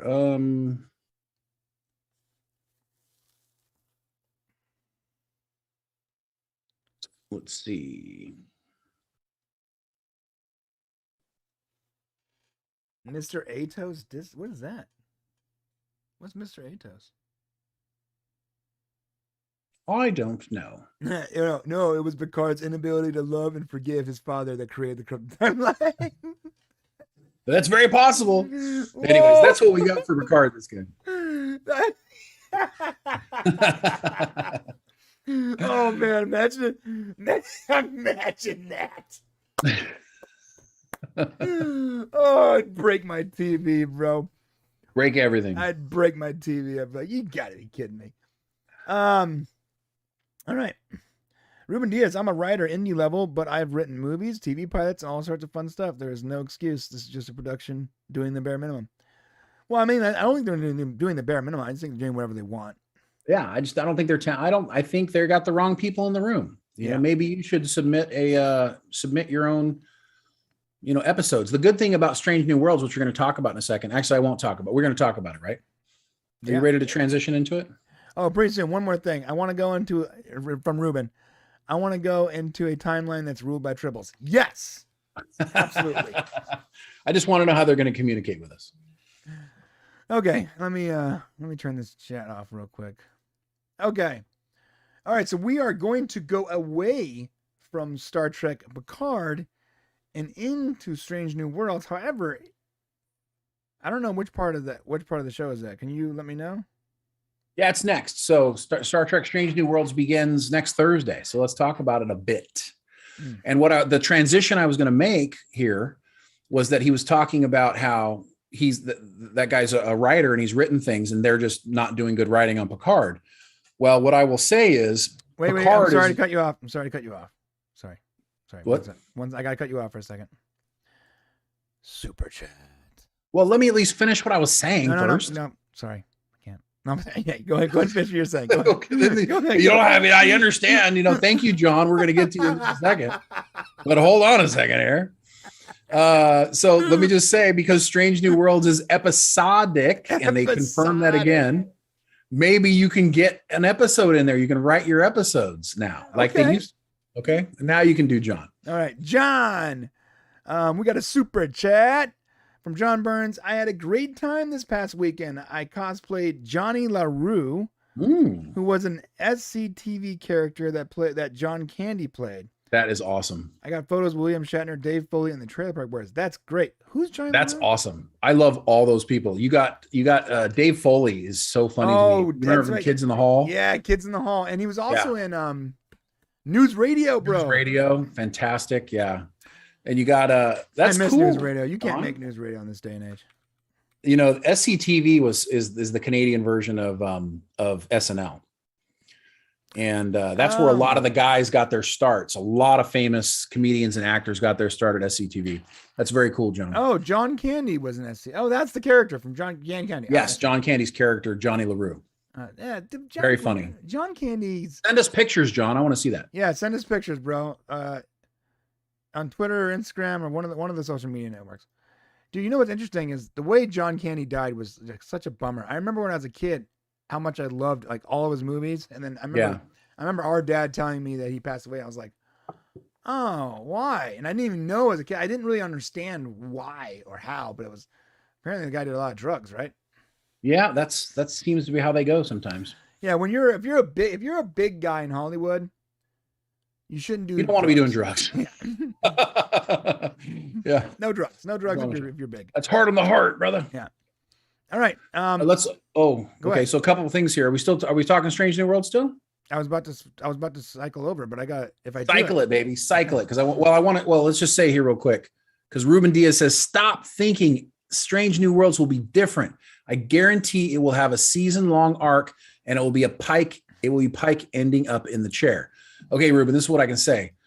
We can't only believe what they keep telling us. And an article just came out actually, when did it come out? 7 hours ago, apparently. And it actually says, this is from Rebecca Romaine. She told Collider, we've now made 16 episodes.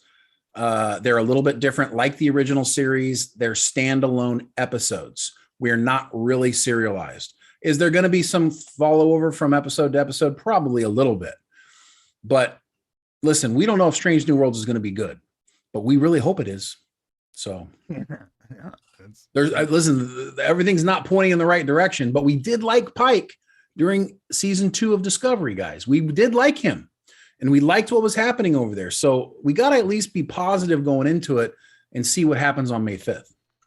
Yeah. Here's the deal. You living in a way that's constantly expecting everything to be garbage is just a bad way to live. Like, I get it. The track record is not great. Yeah. You know, predicting it'll be garbage is one thing, but saying like instantly, yeah, I'm not gonna watch it because it's gonna be garbage. Well, watch it first, at least the first couple episodes. Watch it and be like, oh, okay, yeah, it is garbage. I was right. But so you'd be like, oh, wait a second. Yes, Ruben was right. Right, but living in a way where it's like everything is going to be garbage on all the time, instantly. It's like that one episode of Star Trek. I'm sorry, Star Trek. That one episode of South Park where Stan, everything he hears sounds like someone pooping. Oh yeah. I mean, I get it though. When you've been burnt like so many times, it's hard not to feel that way. You know, so I understand the mentality. It's not easy to have faith in something that's failed you so many times. And it takes a special person, I think, to be able to take that beating over and over and over again. So maybe we're just good at taking a beating. Yeah, apparently. So that's all you wanted to go over with Strange New Worlds, or is there something else here? Oh, I was just answering Ruben's question. There's stuff here. Oh, okay, let's talk about Strange New We're Worlds. gonna still talk about. Okay, so yeah. By the way, hey, we're talking about Strange New Worlds. Hit that subscribe and like button on the way to the comment section. Tell us how great it is. Woo! Welcome to Popcast. Yeah, I mean, there's just some things. Yeah, so I don't know what we're doing here, but anyways, that's what I wanted to mention was that basically it was going to be episodic. That it feels like everything happening here is they've taken a whole new flavor, and just by watching the official trailer came out right for Strange New Worlds, right, and watching it, listening to the music, looking at how things are shot, the colors, the way everything. And in this article you have here, they actually go through and preview. They show everybody up close in their uniforms, very colorful, very. I don't think there's a different look to this show than the other 2 live action Star Trek shows, right? Right. Yeah, no, there it's is. Lighter. Yeah. It's lighter. It's more vibrant. Yes, it seems to be more. There is a lot of. There's still tons of lens flare, but I think that's just the style now that everyone's adopting. I mean, but what I'm saying is, it feels like there's a different atmosphere in this show. They're showing us him, going to alien planets. Yeah. They're showing these types of things that, and this is what's got us excited about it. We've already seen, this isn't a new thing, guys. We've seen these guys together in Discovery, and we all said, hey, this is the best part of Discovery. So we do know that part of it is good. Now we don't know if they're going to go weird with the Christine Chapel and all the new characters. We don't know what's going to happen there. But we know that Anson Mount is solid. So let's go into it with that thought process. And what we're going to do is it's going to air on May 5th, which is next Thursday, likely in the morning. So when we get to this show at 2:00, Brian and I are already going to be talking about it. We're going to be talking about the Picard finale, and then we're going to go straight into the first episode of Strange New World. So we're going to go boom, boom, and we get it all. Yeah. Do not miss next Thursday, because it is going to be a couple hours of, I mean, either way, it's going to be a good stream, but it'll either be Shane breaking things in his room for the end of, yeah. or like an entire episode of the pickup party where you're just smashing everything. Right. Yeah, if we start out the first episode of Strange New Worlds and like Anson Mount or Pike looks over at Spock, and they just like lean in and start kissing, then that'll be the end. It'll be over at that point. And then I'm going to come back here and say, Ruben, I'm sorry. I'm so sorry, man. You were right, man. Imagine that. Yeah, Picard. They have this moment like he's like, Spock, look into your viewing camera. And Spock looks up to him and says, you look into my eyes. They just start furiously making out. Oh, So anyways, yeah, let's stay tuned. We got a couple of videos coming out. We got a video coming out Saturday that's going to talk about. Are we ready to? Maybe I should have waited. Wait. You're trying to get it out of your head. What's funny is the two are kissing. Wait. And number one, or Una, as she's now called, is now she's Spanish.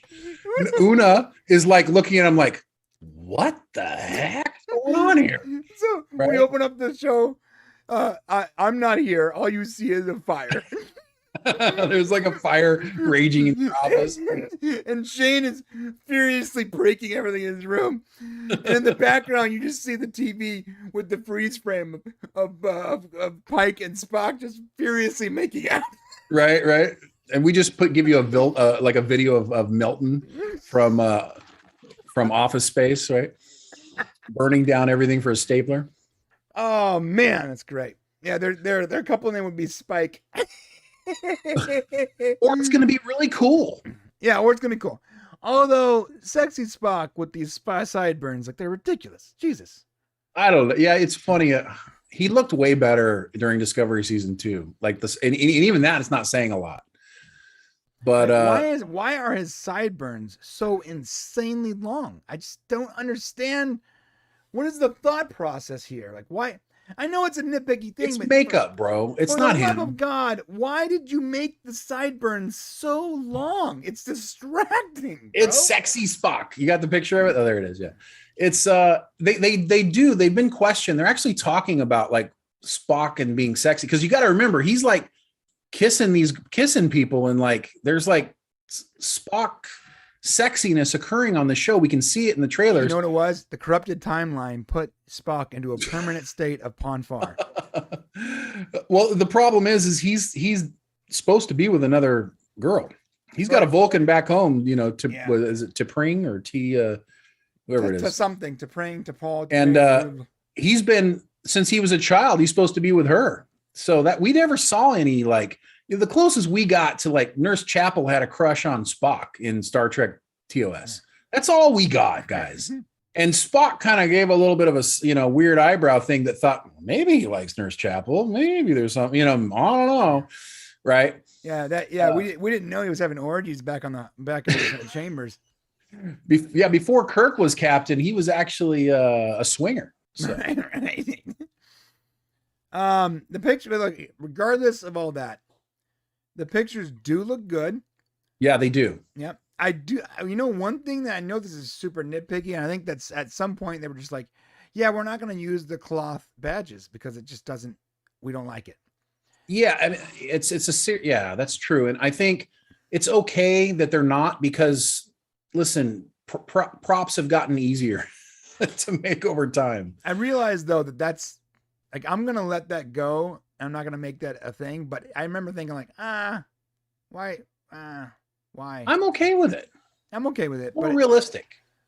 Yeah, it's fine. Yeah. But the colors are vibrant. They're warm and cool, and like it just they look better. Can we say that it's more, okay, this is the way I would put it. It looks more optimistic. Whereas Discovery looks very pessimistic and dark, and even Picard looks very pessimistic and dark. This show looks vibrant and alive and optimistic. And they keep telling us it's going to be an optimistic show. Right? Right. So, I mean, they could be lying to us, but I just kind of like where we're going here. And here's what's going to be really sad, guys. It just has to be a little bit better. Yeah. It just has to be a little bit better for us to be like, all right. Right? Okay, because the things have been so bad that it's like when you get beat by your partner and, they come home one day and bring you flowers. My God, you're great. Oh my God. Thank you, Paramount. I love you so much. Yeah. No, listen,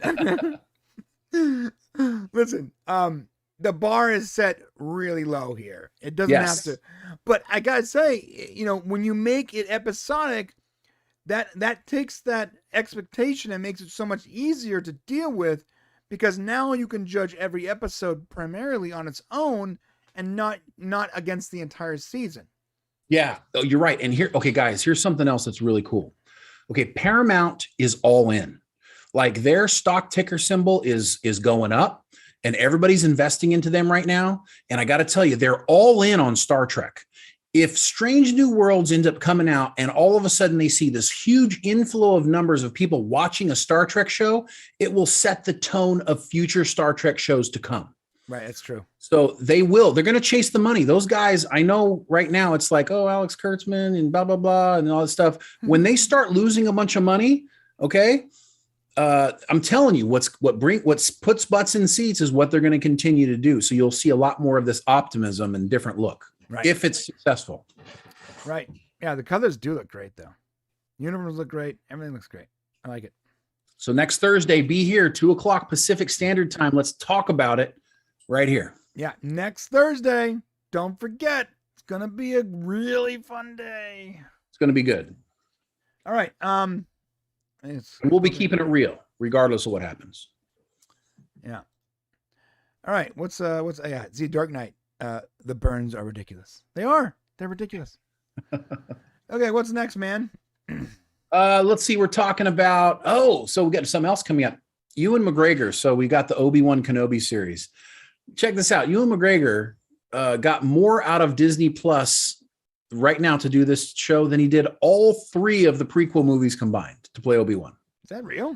Making more money. Yeah, absolutely. At least that's what the article says. Hopefully it is real. Jeez, I don't have that article, so. It's an IGN article, so it's probably. I just gotta take your word for it. You didn't give me that article. They're generally, Yeah, you didn't give me that article, so I just gotta take your word for it. No, I did. I did. You didn't. It's not in here. You're saying it's not in there. It's not in here, bro. It's the first one. It's not. The first one is the Amber Heard thing, bro. Man, come on, dude. What are you talking about? Yeah. Let me see. Let's see. Yes, it's right there. It's right below the Johnny Depp thing. Johnny Depp. It's below the picture of Amber and Johnny. Oh, that's weird. There's no preview for it. Yeah, that's weird. Okay. All right. Here we go. Let's talk about it. Oh, IGN's like, would you like to support IGN? You have ads on. I'm like, no. No, we don't. But we do appreciate it's free. I'll give you guys a little trick. If you ever go to a website and it's like, hey, you can't look at this website because your ad blocker's on. Click on the little lock in the top left of your Chrome and disallow JavaScript and then refresh. Guess what? Yes. Back in action. All right. Ruben's right about CBS stock. Just heads up. So what you want to look at, Ruben, is you don't want to look at CBS stock. You want to look at Paramount stock, which is PARAA. No, PA stock. Yeah, it is. I think it's PARRA is the stock symbol. And that's the one that's been going up. And it's got a really good, if you like dividend stocks, like 4.5%. No, Ruben, you can always comment, man. We like to talk. Yeah, I gotta tell you though, the collapsing Netflix is now trending up again, which is good. It's honestly, I'm glad to see that, and it's not just because I have a ton of Netflix stock. Yeah, well, I got to tell you, I sold out of my Netflix because you son of a monkey. I'm so sorry I didn't tell you. You didn't tell me that. I'll tell you what happened. So him and I both bought Netflix. I went like ham on Netflix. I was like, I like Netflix. Oh, sweet, Netflix is gonna be great. I'm gonna get all kinds of Netflix. And like a month later, tell you what happened. This starts happening. So I tell you what happened though. I was watching Netflix, but I wasn't watching Netflix. I was in my room. I'm flipping through. I'm like, there's nothing to watch. Everything's true crime this, true crime that, right. True crime this. I'm like, I can't stand it. And then all of a sudden, when light bulb went up in my head, I went, oh my God, I need to sell my stock. Thanks for telling me, bro. I appreciate that. I'm so sorry. I didn't realize you were so much into it. All right. Yeah, it's like my portfolio is like a third Disney, a third Netflix, and a third everything else. So the fact that Disney and Netflix are both dropping like rocks. At least you don't have Teladoc stock. Holy cow, that dropped like 75%. Everyone thinks, oh, you have stock, that means you support those companies. No, I don't really care. And quite frankly, just trying to make a buck. Yeah, I'm just trying to make money. I don't want Disney to succeed or not succeed. If they completely, that's not going to happen. If they completely went up belly up, it wouldn't affect me whatsoever. I honestly, I would probably praise it as a good thing for art everywhere because of what they do to the trademark laws. But knowing that they're never going to go belly up, it makes their stock a very wise investment. Not for making money now, but for making money in 10, 20 years. That makes sense. Oh, let me just say we got what do you got over here? You got it's funny, I got my little thing missed it. But David said you got the wrong stock symbol, buddy. Let's see. It's the one I'm talking about is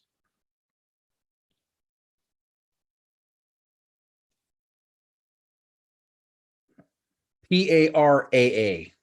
It's trading at $31.56. Okay, go ahead. That's Paramount's? That's Paramount. So should I? We'll talk about this afterwards, but you should let me know if I need to buy Paramount. I mean, I would because their numbers are going to be really good second, third quarter. You know, I gotta say, I love Peacock, but I don't think they're ever going to get the traction that they need to get as a streaming service. Not until they stop committing to live television. Right, but Peacock is by far the most like affordable bang for your buck streaming service there is. I watch it all the out time. Eventually. Yeah. All right. What are we talking about? Obi-Wan Kenobi, and that's coming out here pretty soon. All right, let me do it. We are talking about Obi-Wan Kenobi. Ian McGregor got more out of Disney Plus return than the first 3 movies put together. Shane, what's going on? Well, as we all know, we've got the Obi-Wan Kenobi series coming out May 27th, which we will definitely be covering. But what's interesting is an article just came out from IGN that says basically that Ewan McGregor got more out of Disney Plus than the first, the prequel movies all combined, which I thought was interesting because it was quite a bit of, it was 20 years ago. Right. So, I mean, I can understand that happening, but it just on what they're paying for things now, at the time when you're doing the prequels, Ewan McGregor people knew who he was, but he wasn't like a great actor, or necessarily a huge actor. Right. Right. But now like Disney Plus wants to capitalize on the Star Wars universe they're building. To get him back, they're going to have to back up the truck because bringing him in. I have a sound for that. Wait, say it again. Oh, okay. Okay. So bringing him in is they need to back up the money truck. There it is. Did it happen? Okay. I can't hear it. There it is. Yep. It's the sound of the truck backing up. Go ahead. Right. So let's see. Dun, dun, dun, dun. Shane has like a crazy light like on his face. It's the light coming. Oh my gosh. I don't know how to fix it. I got to put something in, but I've got lights coming through my Venetian blinds or whatever the heck they are. I'm going to pay someone just to stand there in front of the blind. All right. You're trying to let's see. It says it was nice to come back. So here's what Ewan McGregor said. It was nice to come back and to bridge the gap between me and Alec Guinness. I got as much or more out of playing him this time than oh my gosh. So sorry, guys. It wasn't money related. This is what happens when you're talking about stocks, Brian. We're gonna stop this clip because this is not going on the channel. I'm telling you right now, you get more out of this. Is what happens when you're doing stocks and you start. Okay, I'm sorry. Ewan McGregor did not make more money. So misleading. I'm so sorry. That headline was so bad. And when I looked through the story, I said, "Oh yeah, I saw money here," and I'm like, "Okay." But apparently, what really happened was he got more out of it personally than he did in the first 3 movies. Here's what he said was, I got as much or more out of playing him this time than I did in the first 3 movies put together. That's to do with the writing and the people we were making the series with and the technology and how different everything is. Wow. So he basically just slammed George Lucas and said that the people doing the Mandalorian and everything is better. That's funny. Right. So we got that one totally messed up. Sorry, guys. All right, let's move on. Let's get So past. let's just say real quick, Ewan McGregor is feeling real good about doing the Obi-Wan series. Yeah, that's always good. It's always good. Yeah. Poor Shane. He really wants to make Star Wars a thing on this channel. I don't need to. No, I don't need to want to. He tries so hard. I can see you like we gotta get Star Wars stuff in here, and I want it to. I really like The Mandalorian, and I really liked the Book of Boba Fett. Okay, I do. I like it a lot. And let us know in the chat.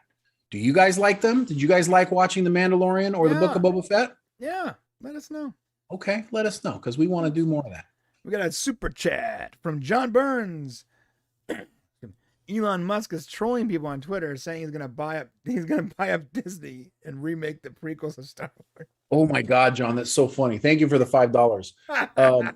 He's been doing a lot of that trolling lately. He also said he was going to buy McDonald's and fix all the ice cream machines. Right. Yeah, he said, yeah, He's doing a lot of that. And now people are making like memes out of that first tweet and saying like, I'm gonna buy Star Trek and fire Kurtzman and stuff like that. Yeah. Yeah, it's hilarious. It's hilarious. That's all I gotta say about it. I love this comment by Archmage Frey. Why are they not releasing Obi-Wan on May the 4th?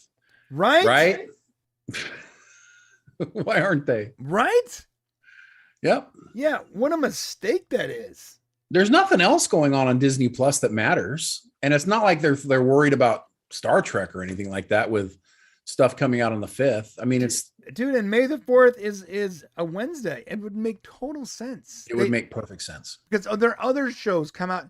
Guys, Disney's other shows come out on Wednesdays. Yeah. The other shows come out every Wednesday. It would be perfect. It must have something to do with how they're going to back things up. There is this theory coming out that perhaps the next Mandalorian season will come out this summer as opposed to next fall. So maybe they're backing them up or something. I don't know. Sounds a bit crazy. All right. So we're going to move over to the members section now, unfortunately, or fortunately for members. You ready to do that, Shane? I'm ready. Whatever you want to do. Ready. I totally messed up the Obi-Wan story. So now I don't get any say on nothing else right now. That's okay, man. Okay, my friends, we are heading over to the members section, and you can find the link in chat. I just pasted it like 17 times. You can also find it in the description of this stream. If you are on the Unleashed channel and not already in the members section, we're going to continue our show in the members section. Please click that link and get on over there. This is what we do for members. Just a heads up. We love the stream, but the members that support us on Prime, they get the second half of the show. Every week, there's a second half of the show is specifically for members. So if you want to support us over there, great. If not, that's cool. Please come back next Thursday. It's going to be wild, I tell you. It's cheaper than a Starbucks coffee once a month. That's what I'll say to come and watch. It is. Before we go, can I just answer? I want to answer a couple of these people. John Burns says here, I talked with Brent Spiner about Captain Worf being a series. I thought it would be fun for him to play the special guest star who dies in the intro of every episode, like the Police Squad, which is a really cool idea. I would love to see a Captain Worf series. That's a great idea. Yeah, that would be great. We're gonna get a lot closer to that with TNG coming back, because if Worf really kills it and people like him, they'll get on the show. There'll be more. Paramount is looking to do as much different Star Trek as they possibly can. They've banked everything on it. You go into Paramount and you look at it's Star Trek everywhere. So, anyways, guys, we are going to the members section. So, you can go to the link or popcast.co/join or in the description or all of the many ways. I'm gonna shut the video off here. We're gonna waving the video off. You guys take care. We'll see you next week. And at some point, the audio stream will stop too. But until then, we are in the members section. What's up, lads? Thank you so much. Either you're here live or you're watching after the fact. We appreciate your support. You are awesome. My wife is yelling at my kids. Give me one second to stop that. All right, here we go. All right. They're yelling. She's yelling at your kids. Yeah. Honey, I'm on a live stream. Can you stop killing the children behind me, please? I appreciate you not murdering the kids while I'm on live stream. That'd be great. She's like, he's on his live stream. I'm going to get him now. You just wait until your dad's done with his live stream because So you wait until your dad's on his live stream. That's what she's saying. Yeah. I'm going to get you. All right, so what are we talking about in the members section? We're talking about the Orville season 3. New Horizons is what the name of season 3 is going to be even more serious than previous seasons. And instead of a sci-fi comedy, it's labeled a sci-fi drama. Woo. Interesting. It's a whole evolution of the Orville, which we don't want to talk about. And we're also going to be talking about a lot of the news about the Orville is very negative coming out right now. We just want to kind of go through that one more time with you. And we've got a special guest coming in the next several weeks that's going to be great for the show. And you guys know and love him. So, yep. Also, we're talking about Twitter and Elon Musk and how he said he didn't want to buy the company and called it a recipe for misery. Interesting. Yeah, we're going to talk about, does everyone's opinion really matter? It does not. They do not. Also, the Me Too mob comes for Bill Murray. Yeah, we want to talk about that too. All right, that's what we're talking about coming up. But before we do, let's greet our members. John Burns was my brother. Archmage Frey, Kenneth the Roke. What did Archmage say? Girardi's costume this season, though. Giggity. Archmage, don't give Brian any more ammo. I mean, with the Girardi stuff, he won't stop talking about it. For real. Okay, hold up. I mean, this is wait, Archmage, is it weird that he likes her more when her eyes went black than when she was normal? So hot when her eyes went black. It was so hot. It's crazy. It's like it just does it for me. I don't know what you want. But look at this. Amazing. Okay, here, guys. Are you doing NSFW? No, of course not. But that image is awesome. It's awesome. All right. It's awesome. Yeah, it's cool. I get it. You don't like it. It's fine. You're not fan Jerry. Look, I've learned something about myself now that I'm getting a little older. It's part of it is looks, but a big part of it for me is also the attitude, confidence, power, and the ability to murder people that don't like you. Really does holding a weapon, ordering you around. Yeah, I'm ordering my wife some black contacts. They're gonna be here, and it's gonna be a good day for me. I'll tell you right now. Yeah. Like weirdo. I'm thinking they're bringing in this Gary 7 stuff so they can potentially do Assignment Earth as a cheap modern day. Oh, that'd be cool. Tangentially related. That'd be good. Hey, if they eventually made Assignment Earth, how do you feel about that? I think I like that. I know I'd be okay with it. I'd say go for it. Let's give it a try because we really don't know much about it. But as long as they don't just stay, as long as it's not like a current day Earth show, and we get to go visit that other planet, right? I mean, how can we not, right? I think that I remember Assignment Earth was supposed to be a backdoor pilot to a show called Assignment Earth, right? So imagine if it just took 90 years to make that show. That would be cool. All right. Captain Worf would rock with Quentin Tarantino as director. Yeah, that would be amazing. As long as Samuel L. Jackson's in it in some way. Absolutely. You know what's interesting? There's a show out right now. It's called Super Pumped, I want to say. Super Pumped. It has Gordon. I forget the guy's name. Joseph Gordon-Levitt. Oh yeah. And Uma Thurman and a bunch of people. It's a cool show about how Uber came to be, right? Oh, okay. And I find it really interesting because the narrator of Super Pumped is Quentin Tarantino.